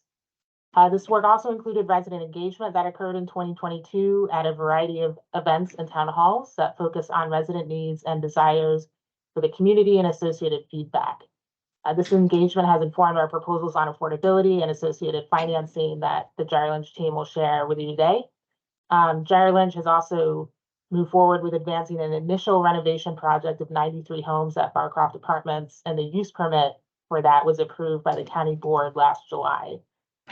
At the December Housing Commission meeting and subsequent county board meeting, we plan to bring forward staff recommendations for the site-wide affordability and financing plan. In addition, the financial commitment for the initial renovation phase, which is related to Virginia Housing's tax credit and bond issuance requirements, will be considered. Please note that the land use analysis component of the MFDP is ongoing, and public engagement, including Housing Commission and County Board consideration of the land use piece, would follow in 2024. This bifurcation allows staff to move forward on the financing and affordability aspects for December County Board consideration, with land use to follow. And just one more note before I turn it over, that there will also be a virtual community meeting held on November 29th at 7 p.m. where residents, advocates, civic association members, and other interested stakeholders will be invited to attend. I can send you details of that meeting and associated event webpage to you, to Alex to give to you. Thanks, and I'll now turn it over to David for his presentation. Thank you, Melissa, and thank you for having us this evening to discuss Barcroft. And I'm David Hildy, I'm Vice President of Development with Gyre Lynch Real Estate Partners. We're the owner of Barcroft Apartments. And so I wanted to first give an overview of what we wanted to cover tonight with you all. Emily, if you can go to the next slide. First, just kind of give an overview. Melissa did a good job of kind of giving an overview of where we are today, but we thought it'd be like the last time we were with you was back after we submitted the MFDP. So I wanted to kind of give you an overview, then give you an update on where we've come since that submission as we reviewed and analyzed it, and then finally give you an overview of the first renovation phase and the next steps. So here on screen, going back to the acquisition almost 2 years ago, just to remind everyone, just a very exciting opportunity when this property was put onto the market, the largest block of naturally occurring affordable housing in the county, over 60 acres, 1,335 apartment homes. And the acquisition of the property with the support of acquisition loans from the county and Amazon's Housing Equity Fund, we were able to purchase the property and put a covenant on it that 1,335 homes would be for families earning up to 60% AMI for 99 years and commit to no displacement of the existing families. And as part of that process, having fast, we spent really the next most of 2022 getting to know our residents. The Gates Hudson we brought a new property management team who really did a lot of work to get to know the residents. We put out resident surveys, did home walks, one-on-one meetings, connected residents with services, had multiple events to engage them to really understand kind of what their vision was for the property. That all came together in a MFDP submission. Again, Master Financing and Development Plan is what that stands for, about, just about a year ago. And in that, the goal of this MFDP has been to really create a plan for how do we go through and renovate and provide new constructed affordable housing for that 1335, utilizing tax credits, bonds, other sources, and the county's and Amazon's investments converting over to gap financing. So that was really the goal of the MFDP, is to set that discussion. And I think that was around the last time we came to you, was November of last year, to give you an overview of that. And so since that, this past year, we've been really digging in to that initial analysis and reviewing that with staff, and really seeing if there's ways we could improve on that. And I think tonight we wanted to share kind of the update of what we've now are going to seek to, as Melissa said, go to the county board in December to have them consider the affordability and financing plan. And knowing that we'll, again, bifurcate to do that piece of it. Along with that would be the first renovation phase financing commitment letter. And then, as Melissa said, there's a land use component here, which also brings opportunities that we are going to continue into 2024 with that, with ongoing resident and community engagement. So next slide, just want to remind you all of our submission last year, and just kind of the major components of it. Wait till the next slide comes up here. So our base plan submitted last year, we really, with this MFDP, our goals have always been to provide high quality, stable housing experience, and wanted to propose a plan that provided for the renovation and replacement of all existing apartment homes at Barcroft, and reaffirm that the financing we had from the county and Amazon, along with other sources, was sufficient to do that. And so this is a summary of kind of the what we presented last year, of really what we proposed achieving with that, even given all the, as everyone knows, even a year ago, the interest rate environment was not great. We're in the middle of inflation, hard cost inflation, but we still were able to show a path to number one, cap rent increases for all those earning up to 60%. Well, first of all, capping in 3% for everyone on property. And we've been going through that process. We've gone through about a little over half. And if the residents' income did not support the rent increase, we did not increase their rent. And really, from what the MFDP proposed was, we were committing to, if you make up to 60% AMI, you get a new unit, and you maintain your rent and that protection of capped rent increases at 3%. And for those earning more than 60%, we were committed to finding some options to stay on site. And so that was our starting point. Again, we spent a lot of this year digging into that, seeing where we can improve. And on the next slide here, excited to share our updated plan. First change, we have been able to increase that threshold to anyone earning up to 80% AMI will be able to move into a newer renovated home and maintain that rent protection of maintain their existing rent capped at 3%, even while moving into a new unit. And for those earning 80% or more, we are going to give them the option to move into an unrenovated home on site and maintain those rent increases to be capped. And at the time, again, this would be a long build out. At the time, if we still have residents who are with us at the property while we no longer have renovated homes, we're committed to moving them into a new market rate unit and still extending those protections. And then finally, a big thing we're also excited about is we have deepening affordability has always been a goal, and are making the commitment of at least 10% of the homes site-wide for residents earning up to 30% AMI.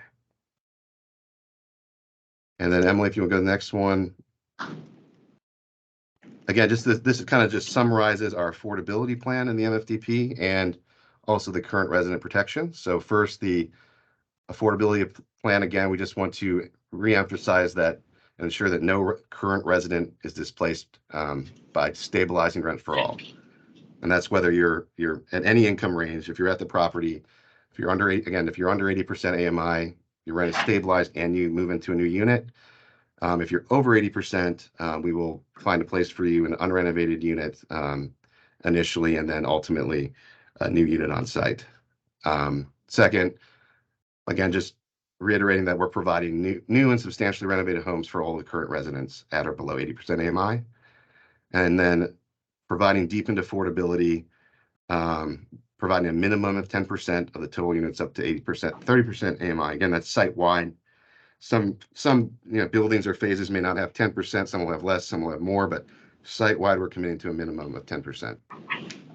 And then we're also continuing to, we've been, as we've been working hard the past 2 years, also just connecting and ensuring affordability by connecting through a lot of the great programs that the county has already existing, and making sure that we're meeting with all residents, understanding their needs and working with them. And then again, just summarizing the resident protections for those earning below up to 80% AMI. Again, they will not be displaced. They will get a renovated or new home while maintaining their current rents today, capped at 3%, even while moving into that new home. For those earning over 80 again, will not be displaced. We'll have an option to be an unrenovated home with their current rents capped at 3%. And then again, we're committed to, the property management team has done an excellent job connecting residents with programs and services to also enhance affordability. And then this next slide shows our proposal. Again, this is going to be also part of the land use discussions, but we are proposing the buildings in blue would be the ones that would be replaced. The buildings in white would be renovated. And the maroon is the first renovation phase, which is, again, it would be a renovated project. That first renovation phase is slated to begin construction in spring 2024. And then we'd be following on with phases over the next few years. We estimate the first new construction phase may begin in 2 to 3 years. And again, this is all subject to the land use discussion. But this aligns with our proposal that we will be reviewing into 2024. And again, this process will take, it's a long-term plan. We expect new construction to take place over 10, 15 years. So again, still will be some existing non-renovated at the site for several years. And so just segueing that into, again, that purple maroon phase, the first phase, as Melissa mentioned, these 93 apartment homes across 5 buildings at the corner of South George Mason and South 4 Mile Run Drive. The use permit was approved in July. We submitted our initial application to Virginia Housing in 2023. And this, again, here you can see the unit mix breakdown. Again, we've been looking at housing goals site-wide. This one's set up particularly well to explore adding family-sized units through the use of additions. And we were able to underwrite converting 18 2-bedrooms to 14 3-bedrooms and 4 4-bedrooms. Again, we know that was a priority to try to figure out if there's opportunities for that given the shortage of those family-sized homes in the county. The first phase affordability plan, again, average up to 60% AMI per the covenant. We are utilizing income averaging to allow those residents from the 61 to 80% range. As we said, all residents up to 80% will be able to move back into the homes once they are renovated. And again, we are using tax-exempt bonds and low-income housing tax credits, there are regulations set by HUD that we follow, but wanted to, a new tool we can utilize is income averaging to allow residents up to 80% to move back into those homes. And in this phase, again, we're looking at affordability goals site-wide. This phase set up well for the additions, but that meant that no 30% AMI homes will be in this phase, but that does not impact these 10% site-wide commitment And any current residents in this phase will have the opportunity to apply to the 30% homes as they become available.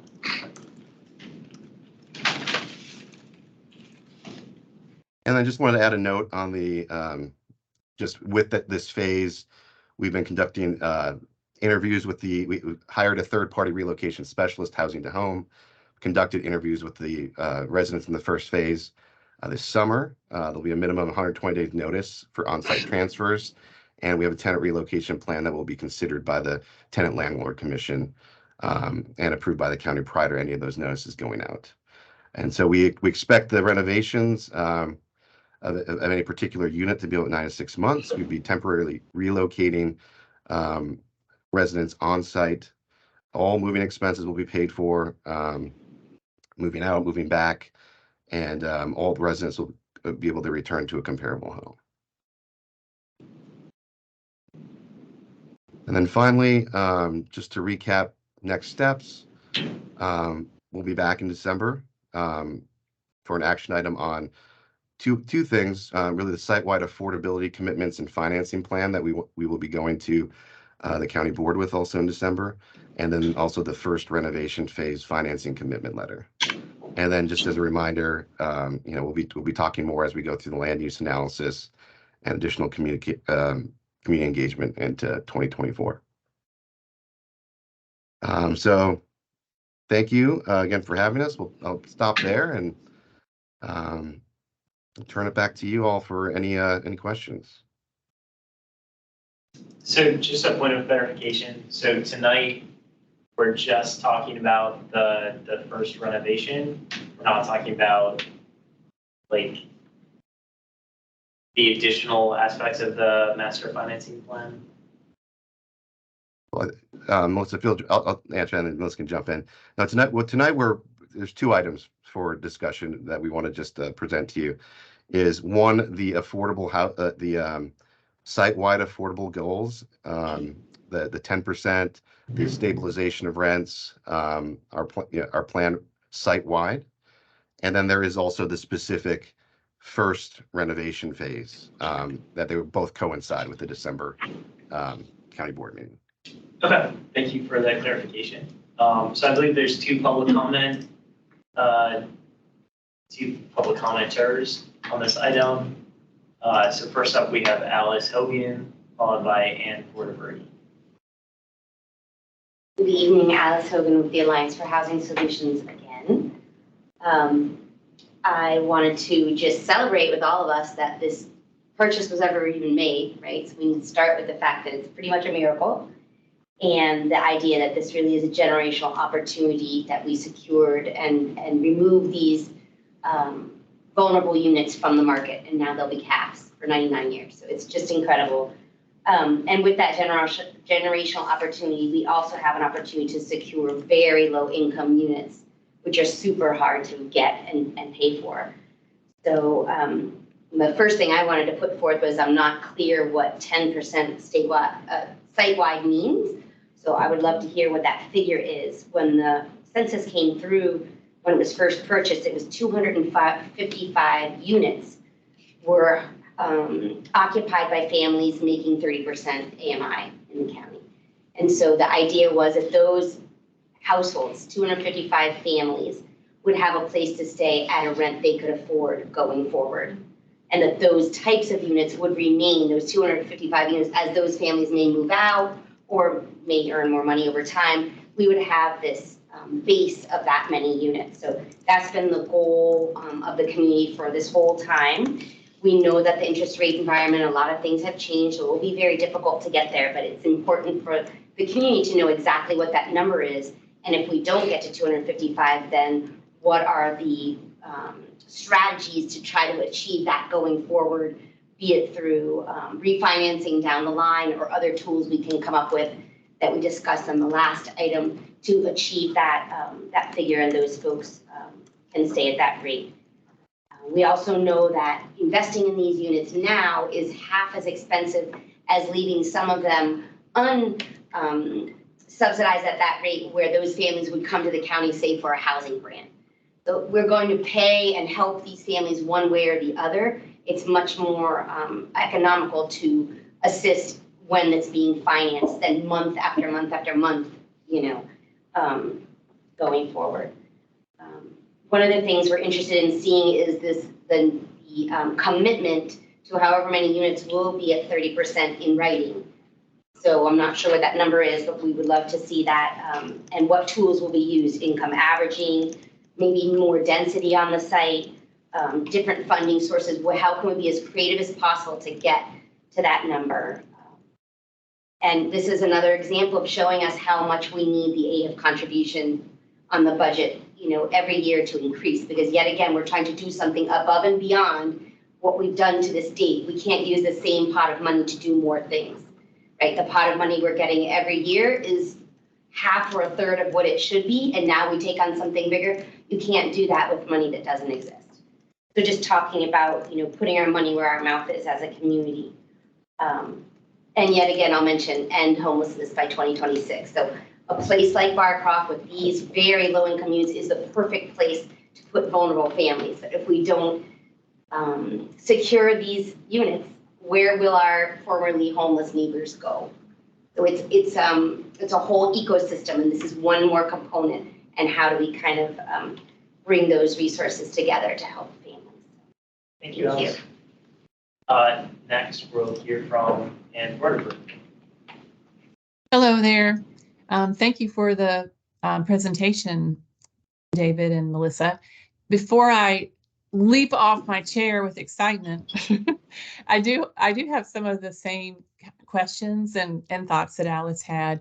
Just would love clarification when you can give it on what this exactly means by 10% of site-wise would be at 30% AMI. Do you mean 10% of all units at full build-out, which would be just a little over 255 units if you built out double? Or is it 10% of all CAFs? And so where are we in relation to that community goal of 255 units at 30% AMI? It would be great to see the mix of 40s and 50s too, because as you know, we've modeled out, the Community Foundation has modeled out a distribution of 30s, 40s, and 50s that really represents a right sizing of those levels of affordability for that population. Another question that would be great to understand is if this 10% at 30% goal includes folks who have vouchers or are on subsidies, or if these are hardwired units.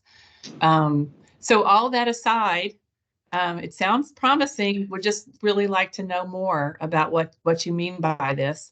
We certainly are happy to hear that you're using, that you are taking advantage of LIHTC and income averaging and 9% credits and the tools around new construction that we've put forward. Land use tools are another that we've put forward. And there's so many that we haven't even explored. At least we don't know whether you've explored. Tax credits, the National Housing Trust Fund, the Virginia Housing and Community Development Tax Credits, new market tax credits, opportunity zone investments. So all of those are tools, and going to the planning, Langston Boulevard discussion earlier, those are all tools that are, on the table. And I just finally want to channel in Mary Hines, who has been around the block on so many of these things as a visionary leader in the community. And she reminds us that, this is a 10-year planning process, a 10-year project, and that the funding mechanisms beyond AHIF may well evolve, that will bring in ways to bring more affordability, more dollars for 30% affordability. And no corridor or large area like Barcroft delivers all at once. And she reminds us that Roslyn has been replanned 3 times over time.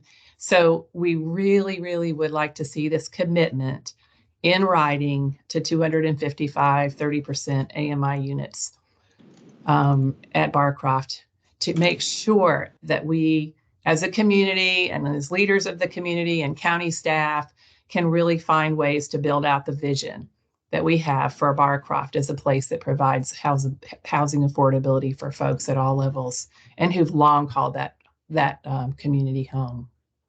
So those are my remarks. Thank you. Thank you, Anne.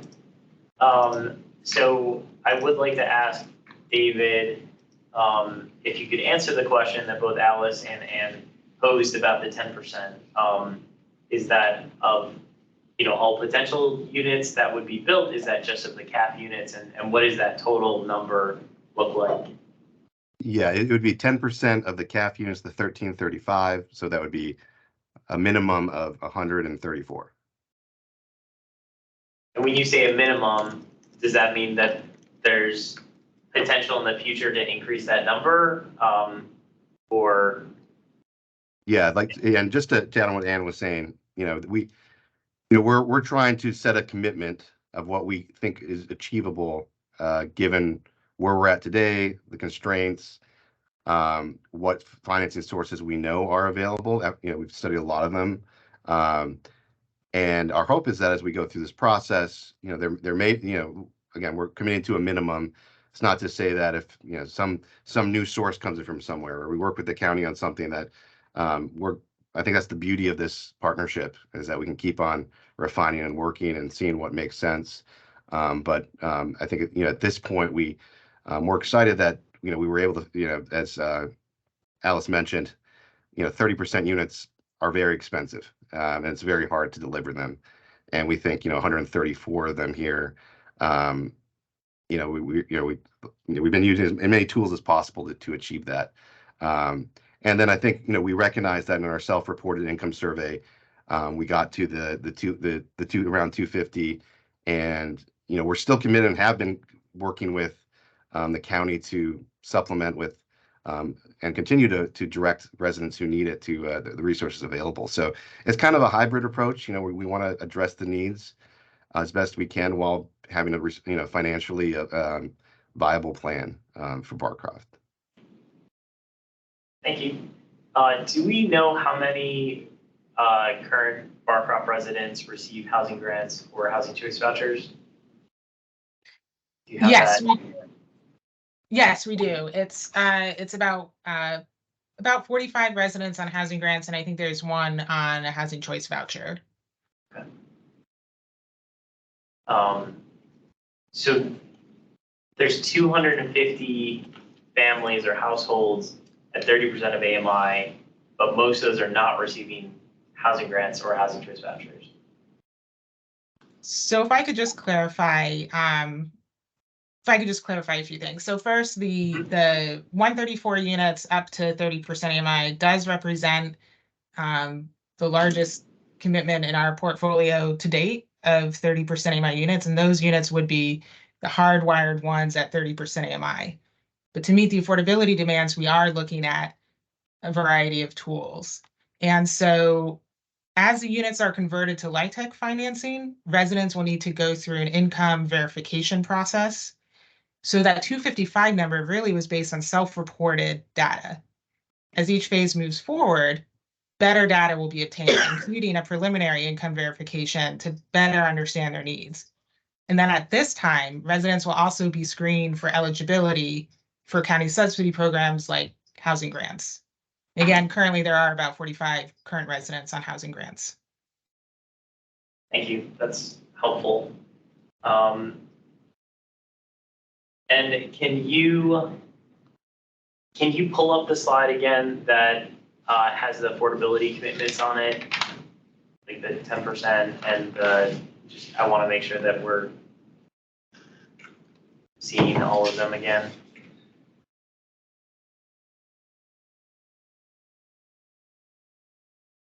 Okay.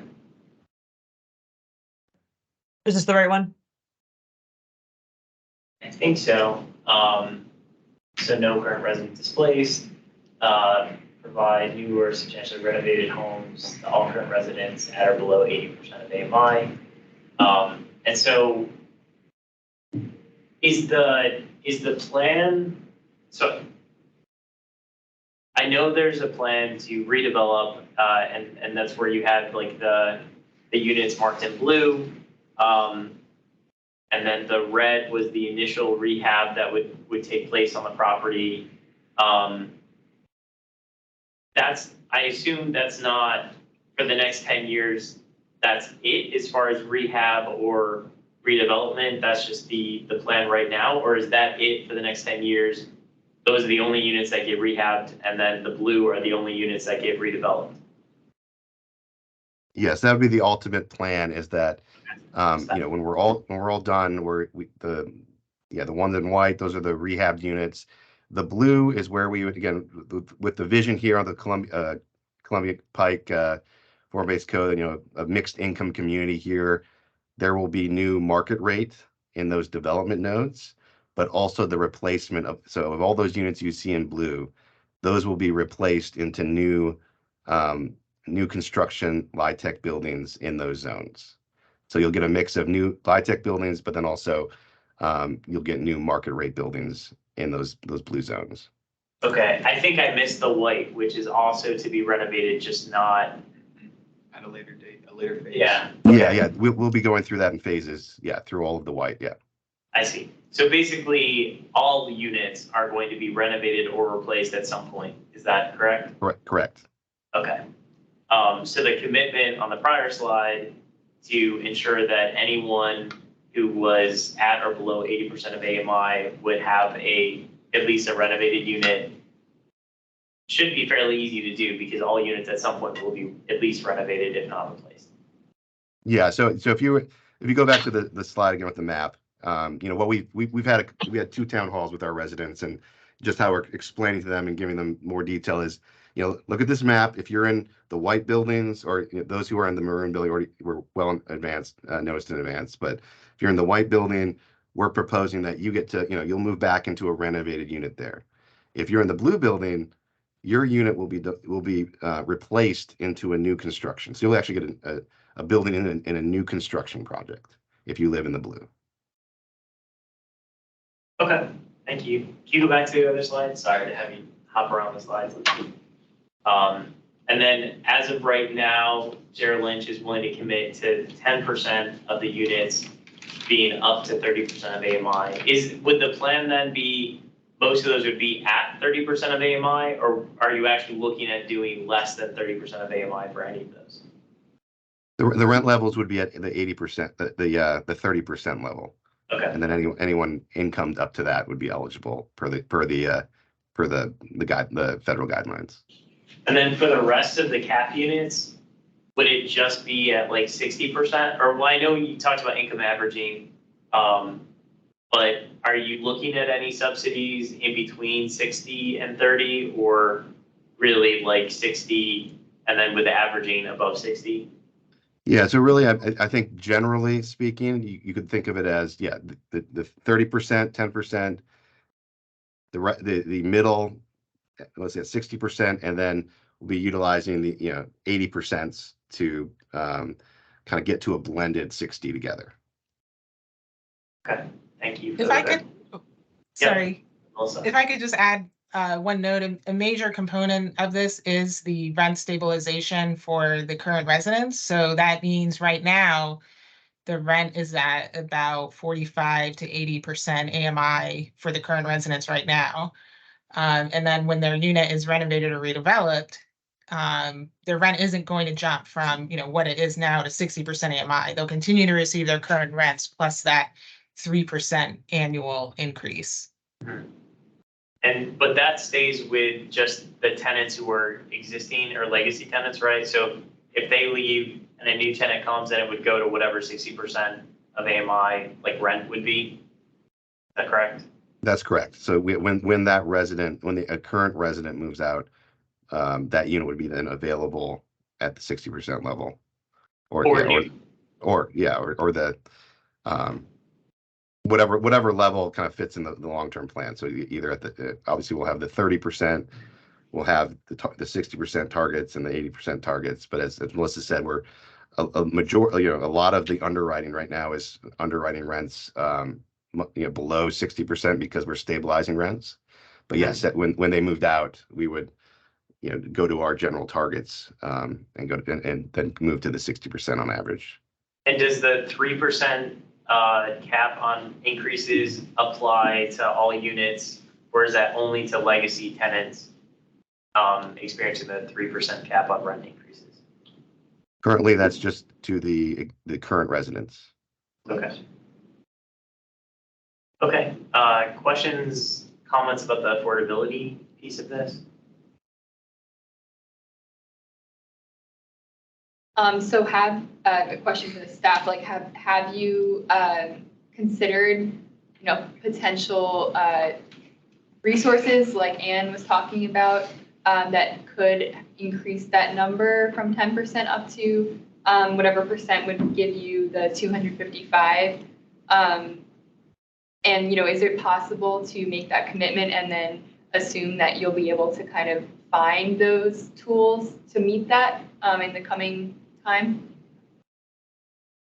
Yes, so we have looked at, we have asked Jerry Lynch to look at a variety of tools, and that certainly includes 9% low-income housing tax credits. We've also asked them to look at state historic tax credits and other sources like Federal Home Loan Bank and Virginia Housing Trust Fund. However, those are all taken into account when developing the 10% of units up to 30% AMI. When we're looking at the financing, we need to look at, balancing the affordable housing goals with also the market and just financing realities. And we're really using the long-term lens of economically sustainable projects. And so that's not to say, that if another source comes and is able to really, provide funding sources that we haven't even thought of or looked at, that that 10% number could change. And that also includes kind of land use tools. So any changes or benefits to financing from land use tools, that would be revisited at that point. Do any of the affordability provisions, so the 10% of units at 30% of AMI, or the 3% cap on increases for legacy tenants, does any of that require like AHIP funding to have it be a reality, or are we looking at other funding sources to make sure that this is economically feasible? Right. So the county did loan $150 million in county acquisition loan funds at acquisition. Yep. And then as these projects convert to LIHTC, a portion of that original $150 million would then be converted to the gap financing for each LIHTC phase. So each phase will still include county funding as the phases are converted to LIHTC. But the plan also means that no more than $150 million will be needed in order to reach the proposed affordability goals. I'm not sure I completely understand, just thinking of, because I know we're using AHIP funds for the debt service on that existing $150 million. So I'm trying to get an understanding of how much AHIP is going to be needed in the future to pay for, additional affordability commitments, or what's being proposed as part of the master financing plan. Is it just the debt service and that's it, or is any future AHIP going to be needed to execute anything else that's in the plan? So the original acquisition loan was $150 million in county acquisition loan funds, and then portions of that would be that has already been gone out the door, will then be converted into financing for each of the LIHTC phases. Separately, there is debt service on that $150 million loan, and the AHIP would be utilized to help pay for that debt service related to the $150 million acquisition loan. Okay, so I think what I heard you say is that no additional AHIP funds would be used for the project other than the debt service. Correct, but that's a lot of money, because $150 million with new interest rates, we did put protection, but $150 million with new interest rates means a ton of AHIP for a long time.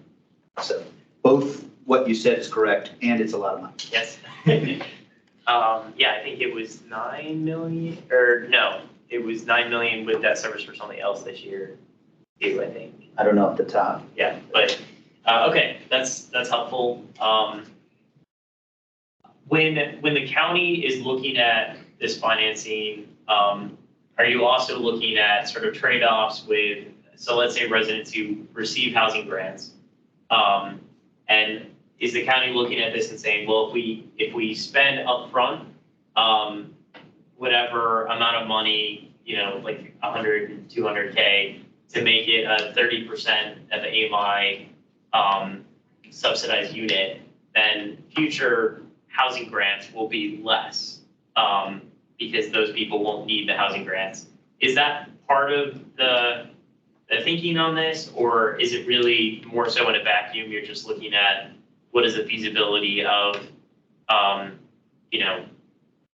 134 units that are subsidized at 30% of AMI versus 135 without looking at potential offsets in other subsidy programs like housing grants at the same time? Yeah, I would say that we're looking at it all. We're definitely not looking at it in a vacuum, and it will take all those tools. So, again, it will take housing grants. And in fact, there are about 45 residents already on housing grants. In addition, it will take units at up to 30% AMI, and that's where the 10% commitment was developed. So we are looking at how both subsidy and the units can help meet the deepening affordability demand at Barcroft. Thank you. Other questions, feedback on the affordability piece of it? I just have a clarifying question. So if a resident were to move out of a unit and they're in that 30% AMI, that unit then gets then that unit is available for that 60% AMI? Is that how that would work? I was a little confused there. Yeah, Oh, go ahead, David. Oh, I can try to answer that. So, the way, again, taking into account the existing residents, and as we've said, assuming all existing residents below 80 in the new LIHTC deals are stabilized at their rents, really all those residents, we can't designate their unit as 30%. We can't designate it as anything below 50 because they're currently paying 45 about, or 45 to 50. So yes, if a existing resident moved out, that unit would go to a 60%. Now we do have about 20% vacancy at the property that we're holding. We're holding that vacancy so that we can take those vacant units, and from those vacant units, we would designate the 30% and the 80%, if that makes sense. I know it's a I guess a better question to ask is like, will there always be 10% of your units available for 30 AMI? Yes. That would be a long-term, 10%. Thank you. Yeah, I mean, I think I'd just like to echo, the sentiment expressed by Alice as well as Ann, that obviously we'd like to see as many units set aside at the 30% of AMI as is possible for the site. I think it's great that you all are committing to 10%, but it certainly would be nice to see that increase, if not in the initial plan over time as more funding mechanisms or tools are discovered or are able to be leveraged. Anything else on the affordability piece before I had a comment on the renovation? Okay, just on the renovation side, are you all using historic preservation tax credits for that as well, or is that not part of the funding source for the initial renovation? That is not currently one of the funding sources. We are still exploring historic tax credits. This property is not eligible for federal, but we are exploring a state-only possibility. So to be determined if that can apply to the first renovation phase or just future ones, but we are pursuing that. Thank you. That's helpful. Sorry, go ahead, Melissa. I was just going to clarify that for timing reasons and to get the initial renovation phase going and start fulfilling the commitments to residents to renovate their homes, the first phase will not include historic tax credits. However, that is something we're actively engaging Jared Lynch to pursue for the future renovation phases. Absolutely. Okay. The main reason that I asked that, and I know I voiced this when you all presented on the renovation last time, but we talked about awnings for the entrances and how to preserve the historic character. Jared Lynch was not going to include awnings over the entrances. And this came up again because I was talking with the Disability Commission about their general recommendations for any apartment buildings in Arlington should have awnings to cover the entranceways from a safety perspective, especially for disabled or elderly folks. Sorry, it wasn't disabled, it was the Commission on Aging. And they're going to be proposing some standards when it comes to this. And I think I was frustrated last time that because I had also brought up, had we asked tenants whether they would prefer to have the entrances covered versus leaving them uncovered and exposed to the elements. And the answer was no, but for historic preservation purposes, we're not going to do awnings. I don't think historic preservation outweighs the safety and the needs of tenants. So again, I would like to encourage Jared Lynch to look at doing awnings over the entrances to ensure the safety of the tenants and not sacrifice that for the sake of whatever historical facade, whether that's historic preservation staff, or I don't know, where that pressure was coming from to maintain that, but I think that's a silly thing to focus on when you can improve safety and livability for tenants who actually have to live there rather than someone who just drives by occasionally. So that was I wanted to make that recommendation again because talking to the Commission on Aging, that was something that it's very important to them that they want to start seeing on all projects where the county has influence on things like that, where they just provide coverings for the entranceways so that people aren't going to slip from ice or snow or rain. So just want to make that point. Any other comments or questions? Yeah, thank you. I think it's wonderful you guys are covering the moving expenses. I just had a question is how onerous will it be? Is it a reimbursement? And then also is it full service moving?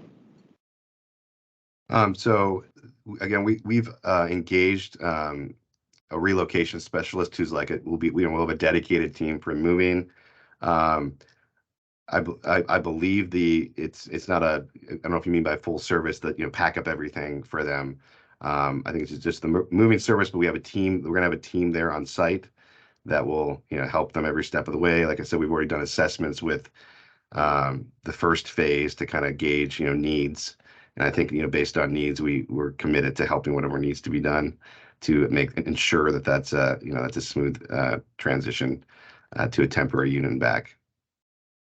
And will folks they won't have to then shell out in advance and get reimbursed for the moving expenses? It'll just be prepaid? Yeah, it will just be it'll just be provided. Yeah, there won't be a payment or for the moves that are going to be coming back into the LIHTC units. Any other questions, comments? I guess just one last comment. Sorry, going back to the affordability part, because I'm kind of stewing on this idea of if somebody moves out of the unit they're in and they're at 45%, then it'll be increased to the 60%. But I feel like those demographics or people in those brackets, it's not going to change. So we're still kind of moving away from providing that affordability. Because there's always, you know what I mean? I feel like we're going to end up where we started, where it's 60% is the benchmark, and it leaves out the people between the 30 and the 60. And then it's where did those people go? But that's more of a comment. And yeah. Thank you, Elizabeth. And I know this is just an info item and that it'll be coming back to the commission next month for action. Are there any changes expected between like now and then, or is it going to be kind of substantially the same proposal just coming back in December for our recommendation? Well, I'd say we, are always taking notes on the public engagement, including this meeting. I do want to note that there will be another community meeting on November 29th, and I can provide Alex the details of that. If any of you would like to attend that as well, it will be virtual meeting to listen in on the proposals, and then we would be back in December. So. Okay, thank you, Melissa. And I know there's been a tenant council that's been stood up at Barcroft. Is this something that either the county or Jared Lynch has engaged with a tenant council on and gotten their feedback? So the resident council is very new, and they do have an upcoming meeting, but I believe the agenda will primarily focus on like the logistics of running and keeping a resident council meeting going and the type of help that the county and Bugatti can provide moving forward. I will say that there were, and David can chime in as well, but there were 2 town hall meetings to discuss this at Barcroft. There was also a meeting with residents of the initial renovation phase, and I think close to 80 or 90 residents showed up to that, and close to 80 or 90 residents then showed up also to the 2 town hall meetings that were held, and those were all held the week of October 16th. And then in addition to that, we have a resident portal that we generated FAQs, trying to keep pushing out information. And again, our property management team has, a couple people kind of dedicated to resident services, to having meetings of any questions. So we're trying to get that information out, all avenues as possible, directly to residents. Okay. Anything else before we wrap up this agenda item? Sounds good. Well, thank you so much for your presentation. Hi, Kellen. Hey, this is Paul. Sorry, go ahead, Paul.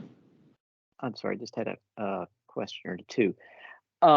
So there'll be no 30% AMI units in the first phase of the renovation. I just wondered what the reason was for that. Yeah. So when we looked at, we're looking site-wide at these goals. So, and more than just deepening affordability. So like I mentioned, family size units is one of the goals we're trying to look for opportunities for at Barcroft. I think unless you can correct me if I'm wrong, but I think when we were initially starting this, there was only 6 4-bedrooms, CAFs, and we're like, this is a real opportunity. We think, and when we study these phases, again, we're looking site-wide. This phase in particular set up well for family-sized units through addition, so we pursued that. And there's only so many things we can do on each phase, whether it's certain goals. So in this phase, we pursued the additions, and without getting too technical, that really precluded the ability to do 30% in this and be able to underwrite it. So this phase, we prioritize family-sized units through the bump outs, but that does not impact the overall commitment and goal of the minimum of 10%. And so that, again, each phase will be a little bit different. So not every phase is going to be 10%. Some may be more, some may be a little less, but overall, we have the path to the overall site-wide affordability. Paul, did you have another question? No,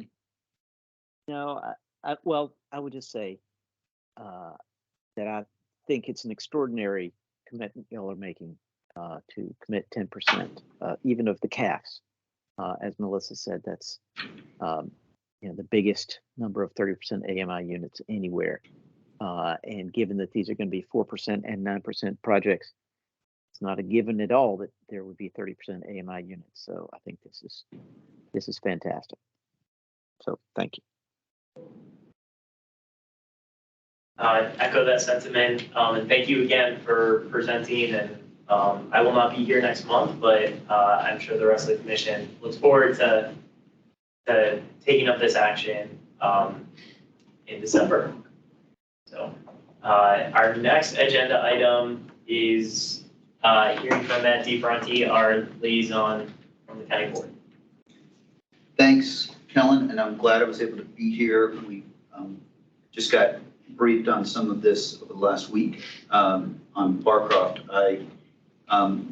For context, the meeting I was in, that's the same night, is the Northern Virginia Transportation Commission.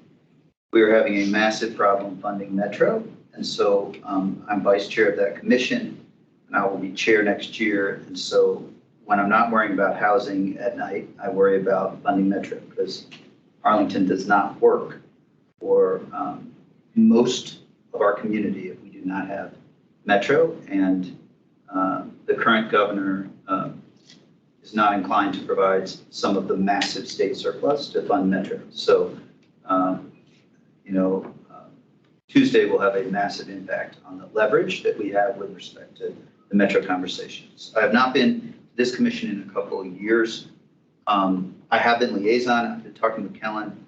I was on this commission for a long time. Most of you know this. I was also on the Affordable Housing Task Force that led to the master plan. Housing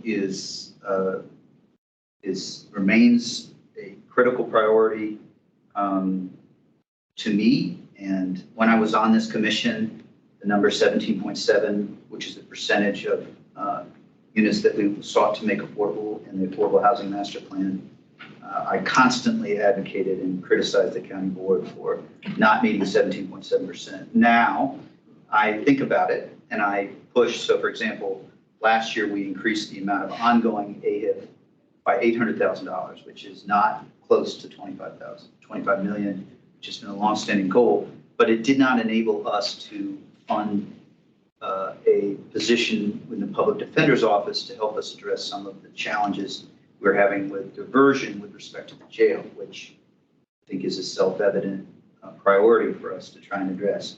So we did put a large quantity, I think just over 9 million in one-time funding, but housing is a huge priority. I have done the point in time count personally every year that I've been able to. I'm going to have a baby girl in December, and so I don't know if in January I'll be at that a point in time count. I think last I remember, I think the last one was 221 people who are homeless, but that has gone up because DC has closed a couple of shelters. And so homelessness is a huge priority. I would love to, let's see, a little bit on Plan Langston Boulevard. I passed 2 amendments to the plan last time. The first amendment that I focused on really substantively was changing the time frame for which East Falls Church and Cherrydale would be considered from long-term to short-term. I would say that that was a significant victory, but not sufficient to force the action we need at East Falls Church. There's no way that we don't own all of that property. Neither does Metro. VDOT owns some of that property.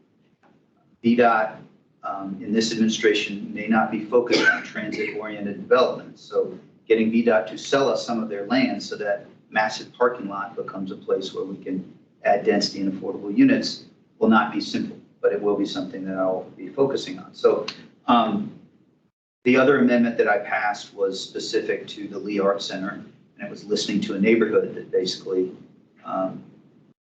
we said we'd consolidate community centers, and so that was listening to the neighborhood. It's indicative of an approach that I tend to have, which is both and thinking, listening as broadly as we can. I am working on thinking with respect to amendments for the final plan, Langston Boulevard. I have your letter. Kellen and I talked about it last week. It is in my mind. Have a new one. Yes. And so I'll say this much. It was neither science that led us to say 2,500 is the only and perfect number, nor was it just pulled out of a hat. And so, I personally don't believe we can reach 2,500 in this plan without Cherrydale and East Falls Church. I believe there should be hundreds of units at East Falls Church. the neighbors in that community did not buy their homes or their townhomes with that idea in mind. So we have to listen, and then we have to do the right thing, which for me is going to be additional density. But first, we have to get the land from VDOT. So this is an example of the sort of thinking that is in my mind with respect to Plan Langston Boulevard. I live north of, I live the only board member currently to live north. So I feel a particular responsibility to make sure that affordable housing is in my neighborhood. So that's Plan Langston Boulevard. That's a couple of the things. I think beyond that, it's incumbent upon me to listen to each of you. I'd love to, if it's okay. I know it's late, but if you could share, a thought or two, keeping in mind that neither saying nothing in 10 seconds nor saying 5 minutes is the optimal amount of things to be saying. I probably violated probably at 6 minutes. But I'd love to hear your biggest thoughts or concerns, and I will try to answer a couple of questions. What I suggest, if it's okay, is that we go around to get a rhythm. I'll take some notes, and then I'll try to respond and answer your questions just to work through that. And I can go with whoever wants to go first. I'll probably go around after that. And I don't know who's ready or who's not. I know, Kellen, you'll have thoughts. We start with you. I can go last. Are you ready to share a couple thoughts about, maybe it's your perspective on the commission, your biggest concern or what draws you to the commission, something like that, and then maybe a question, something in that range is the sort of two buckets that I'd suggest. So we'll start with you, Katie. Awesome. Great. Thank you, Matt. So the reason that I joined the commission was after working with Voice, which is advocating for affordable housing, and just making sure that the voices of those who are most vulnerable and most affected by these issues are prioritized. And so that's what I'm aiming to do in this commission. Yep. Definitely maintaining that relationship with the community. And that was something that we were discussing earlier with Langston Boulevard, is that we would like to see the county take into consideration more those people who are affected by, the scarcity of housing, rather than, the current status is that the loudest voices are often those who are the existing homeowners who, it's nice to not have, maybe the visual aspect of the area near you look different, but really it's much more important to actually have a roof over your head and be able to afford that. So those were kind of my thoughts. Yeah. Thank you much. And I will resist the temptation. I did not describe some thinking on missing middle, but we'll come back to your comments for sure. Nikki. Hi, Matt. Good to see you. You too. I joined the commission because my background and I guess passion is public health, health policies, and my training. And so housing is a social determinant of health, and all these things are interconnected. I'll be honest with you, I think it'll be a year in December that I've been on the commission. And I've learned a lot so far. I think it is a little frustrating. Sometimes I feel like we're a little bit powerless, but I'm still learning so much. And I've been grateful for the opportunity. I think a frustration I have is Arlington has a lot of goals, but I don't always see the policy behind that's necessary to achieve those goals. Speaking of missing middle, I think it was watered down in the end. I'm glad we got it done, but I would have liked it to have been stronger. Yeah. Great, got it. I felt, I'll keep going, I'll resist. Yes, go ahead. Anika. I joined the commission when I was interning in DC at Thrive DC. It focuses on homelessness in the DC area. And then when I was volunteering, I can't remember the name of the previous homeless shelter that we had here, but now it's called Pathway Forward. ASPAN. ASPAN, there you go. I was volunteering when it was under that one, and just listening and getting a lot of feedback and information from the staff that was there, and how they knew we would go out and they knew where all the homeless individuals that they was like, okay, this area has this person has that, and they service them. And just seeing now in the community, an increase. Even under the underpass, I see more people under, especially in Crystal City. I see more tents and stuff popping up, and I'm like, I wonder if they're from the DC area. So you confirmed it, that the DC area closed down more shelters, and now it makes sense why I'm seeing more individuals under the underpass. And I'm curious about what's going on with that and how to circumvent that situation, because it's getting cold, because last night was freezing. So, what was the other question he had? I sort of said what brought you perspective and maybe an issue or area that you care most about. You kind of covered it, but go ahead if you have a question. One more is veterans, making sure that we make them a priority too, because that's a very vulnerable population when it comes to homelessness, especially the individuals that are considered 100% disabled, but they only have a certain amount of income. And I think there's a gap between the AMI individuals of 60-30. You have individuals that make $2,000 a month on disability. Where do they fit in at? Because when we talked about the 45 vouchers, and it was like, okay, there's a population missing in there. There's a service for a population, not just veterans, but because I have a connection to the military, I'm speaking on their behalf, that there's a gap and we need to try to close that gap for individuals that have limited income. Got it. I'm going to keep resisting. I have thoughts. Haley.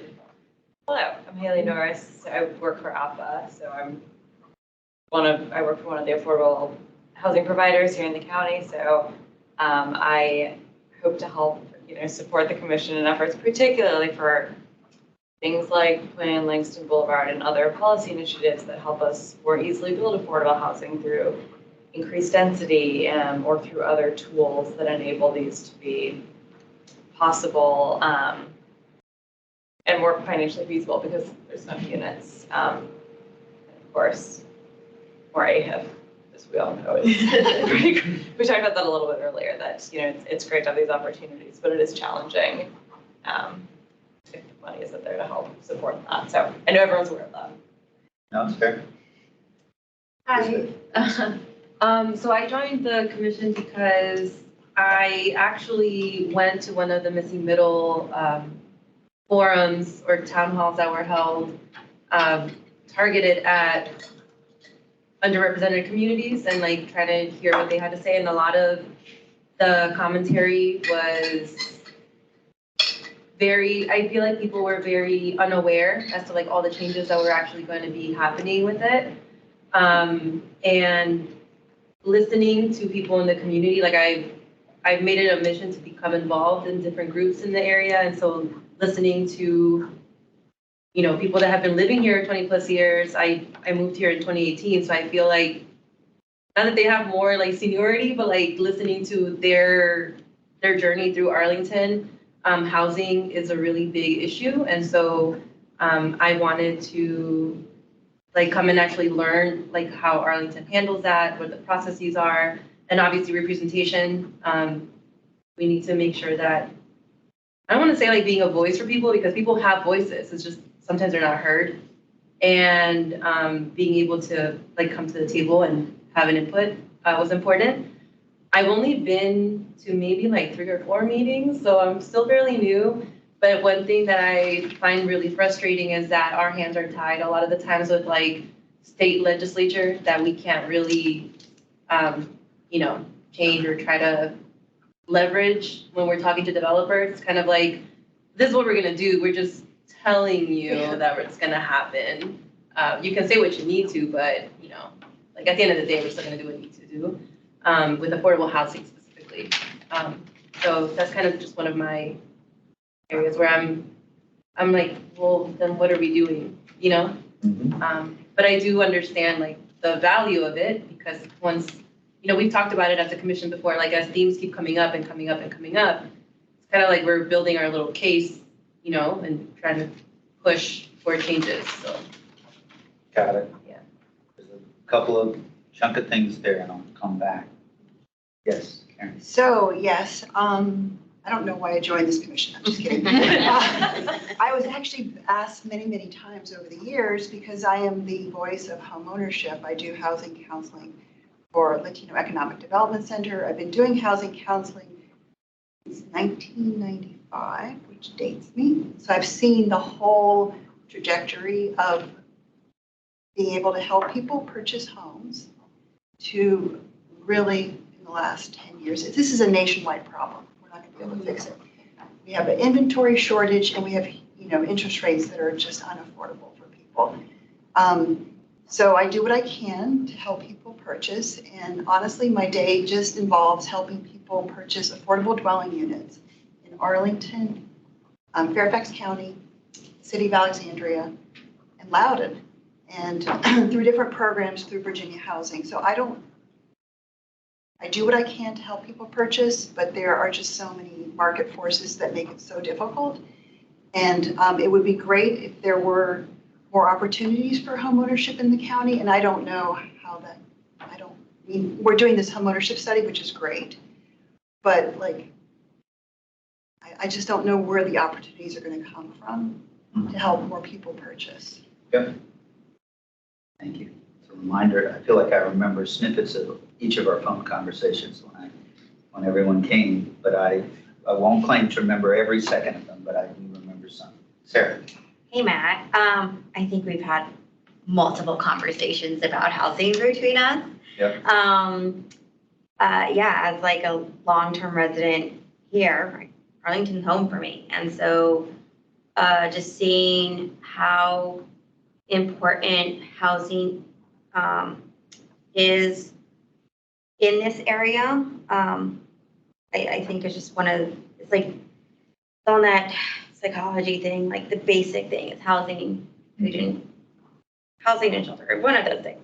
I think there's three, but I just think it's important to continue to advocate for affordable housing. And this is, not saying, yes, the 30% AMI, 60, 80, but just in general, we have certain people that are like, oh, but,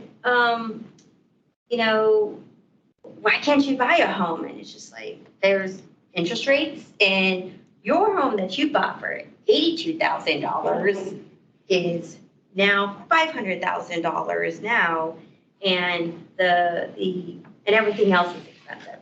So I just think it's important, but as everyone here, the frustration sometimes with the legislation that we can't do much, but then that goes again, we have to talk to our community to continue to get out and vote for people that support progressive, legislation, and to keep them pushing that out. That's the only way I feel that things will get done at the State House in Richmond, unfortunately. Yeah, I think that's true, unfortunately, where law works, but that I'm violating my rule. Doris. Thank you for coming. And I wanted to say first that I think in the immediate for high priorities is I hope that you will support and work for adding the priorities of the Housing Commission to the legislative agenda for the Virginia General Assembly coming up. It's of a special concern for me because one of those high priorities is to support legislation that would increase the number of fully accessible units required by the building code for all new multifamily residential. And the cost of doing that is, according to the U.S. Access Board, is less than 10%, less than 1/10 of 1% of the total cost of a development. And also, I think that I would encourage increasing the funding that the county invests very well and for very long in AHEF and in the Arlington rental grant. And those are very important programs that support people of extremely low and modest income. Great. And I think that also, I think we need to be exploring for the sake of the senior community and their ability to remain in the housing that they've purchased, especially multifamily housing, looking at a way to bring down or subsidize or whatever condominium fees. So many people have bought their condos. They think they now can afford coming into their senior years where they live because they paid off their mortgage, but they're swamped under by condominium fees. And Great. so I appreciate what you're doing. Thank you very much. And I was last month at the Disability Commission, and I think you were there for share some thoughts too. So we got two people online. Yeah. We got Paul and Margaret. Why don't we start with Margaret? Paul and Alice and Doris were the three people that I served on the Housing Commission with. So I want to hear from Paul in addition, but maybe we start with you, Margaret? Sure. My name is Margaret McGilvery, and I've been on the commission for about a year. Really the reason for my coming onto the commission was because professionally I've worked in the area of public housing for 25 plus years. And due to various obligations, had not really had the bandwidth to apply that passion and knowledge to my own community, which I've lived in Arlington for 25 years as well. So finally, those two sort of pieces aligned. And so I think I actually arrived one meeting prior to missing middle, kind of hitting us hard. So it was a little bit of a baptism by fire, but it's been I also had early on in my career been the deputy director of housing in the city of Alexandria, and so had staffed numerous citizens advisory commissions. So it's been very interesting to be on the other side of the table now. Great. Great. Thank you, Paul. Hey, Matt. Hey. Sorry, I can't really see you. I only see part of the table, but anyway, it's nice Sorry. to hear your voice.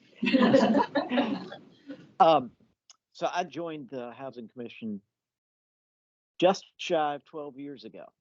December will be, I think, the time I roll off the commission. And I joined because at the time I was working for Wesley Housing. My career has been in affordable housing development. I'm now a development consultant. But that has sort of shaped my what I see as my role on the commission, and that is to provide the perspective of a developer, and specifically a nonprofit developer. And so my bottom line has always been the deal's got to be financially feasible. And so I was struck tonight hearing about Barcroft and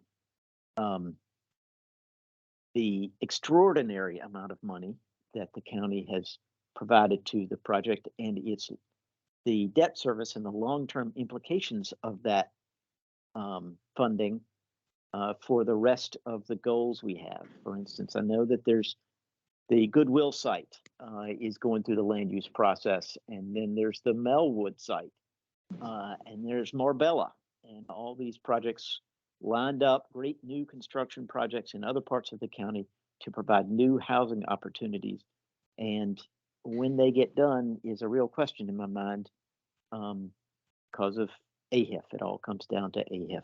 And so that's my greatest concern going forward is how are we going to get these projects done?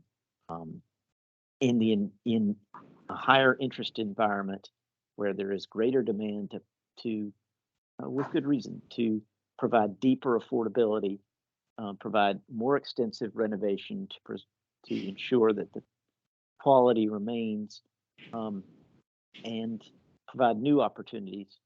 So it's just a tremendous challenge for you on the board and folks I leave behind on the commission. So,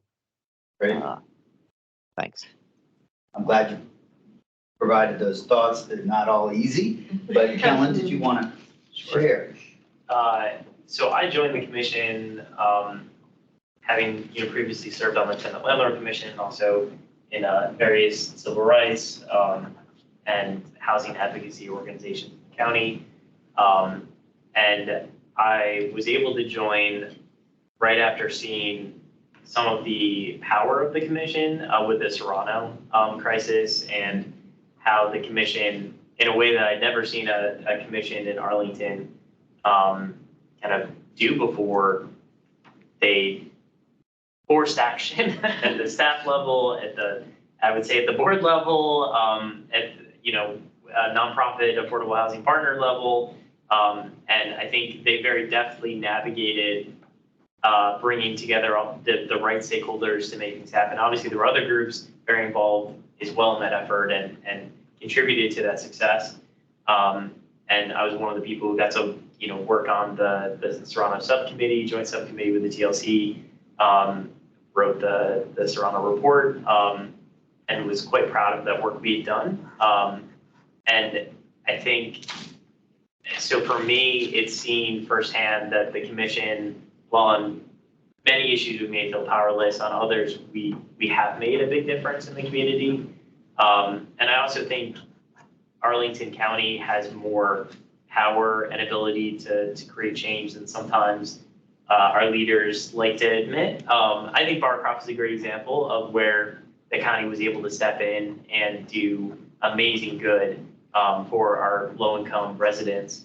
And that's something that previous leaders may never even considered. And there are opportunities outside of what Richmond allows Arlington to do, or with the powers Arlington County already has, to make it a positive difference in low-income residents' lives. And so I've been very grateful to have been able to be a part of this commission to provide recommendations on how to do that, and work behind the scenes as well with other advocates and county leadership to try to make change. And I think moving forward, I'm looking forward to digging in more to some of these topics, like the affordable housing ordinance and enabling legislation, looking into implementation of the Fair Housing Plan, which was also a significant achievement in getting that passed, not only by Arlington County, but across the region. Had a good conversation with Ann Benicia about how the Housing Commission can help staff figure out how to do some of that implementation. So I think there's a lot of areas that I'm really excited about, the commission being able to help staff and help the board move in the right direction when it comes to addressing the housing needs that we have as a community. And that's why I continue to stay on the commission. Thank you. So I told my wife I would not be home before 9:45. And I am on 2 nights a week I'm out, and the rest, she's 8 months pregnant, so I'm home the rest of the nights. I'm 50 years old. I got married at 46. I would like to stay married. So I will move sort of quickly. I invite you to, I think I'm accessible. If you email me and you want a conversation, I will do it. It's easier for me during the day, and I will be taking a modified paternity leave in the month of January. I think it's important for men to do their jobs as dads.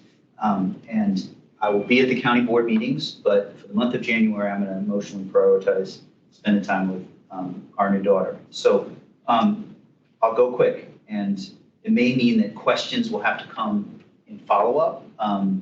And if you think you've got a broad question, maybe we have time for 2 or 3 at the end. But on Langston Boulevard, and your points, Boyce I know very well. In Remember the Titans, the racist team that they defeated included Yorktown High School. And that is my neighborhood. And so that is a problem.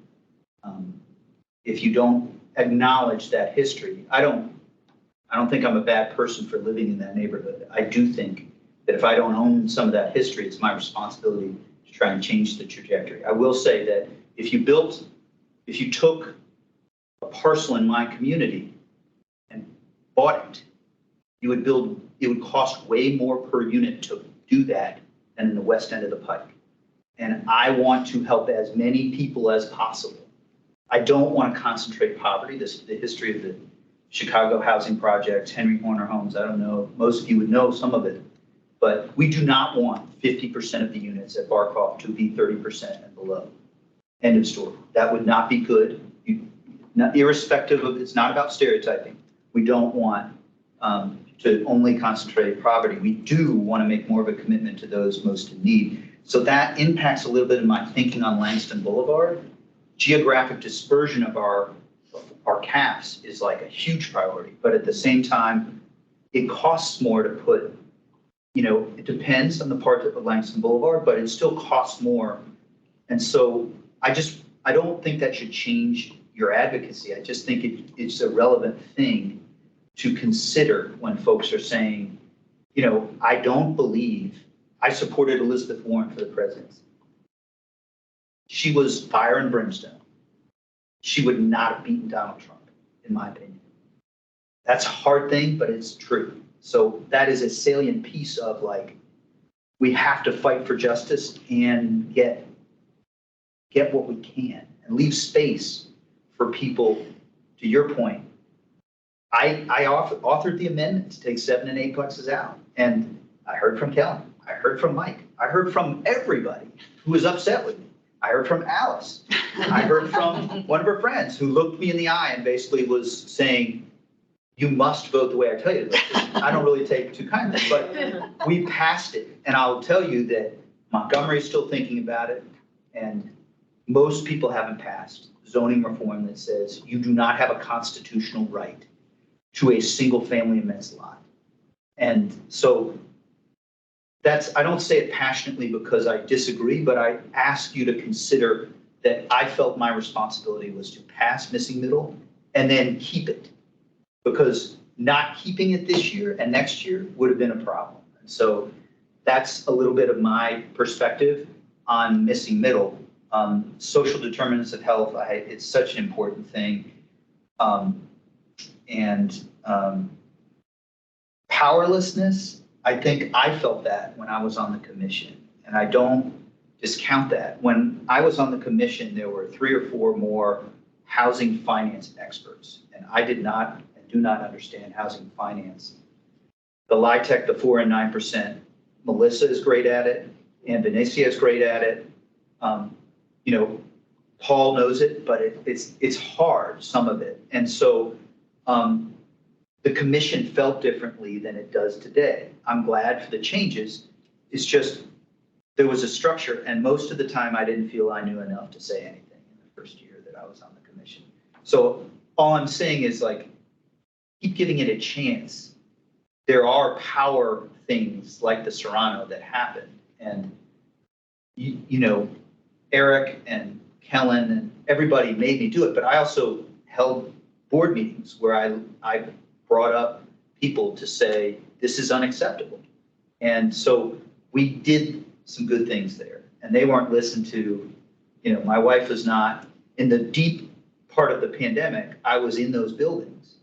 And so just hang with it. And I'm not saying you have to, that will give you the power that we should, that the moment will give you the power that we should, but give us a chance, because maybe there'll be a moment that can help with the powerlessness. And I don't think I've answered everything. Please don't mistake my passion on missing middle for a lack of acknowledgement that, it's not, it's a hard thing.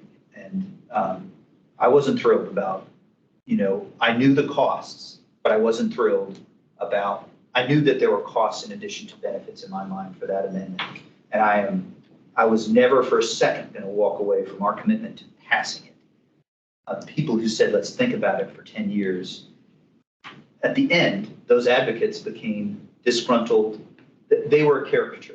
They did not make arguments that even if you agreed with some of their thoughts, the arguments were not effective. And the advocates basically were so nice and persistent and good arguing that I was like, I can't, we have to go forward. So Anika, on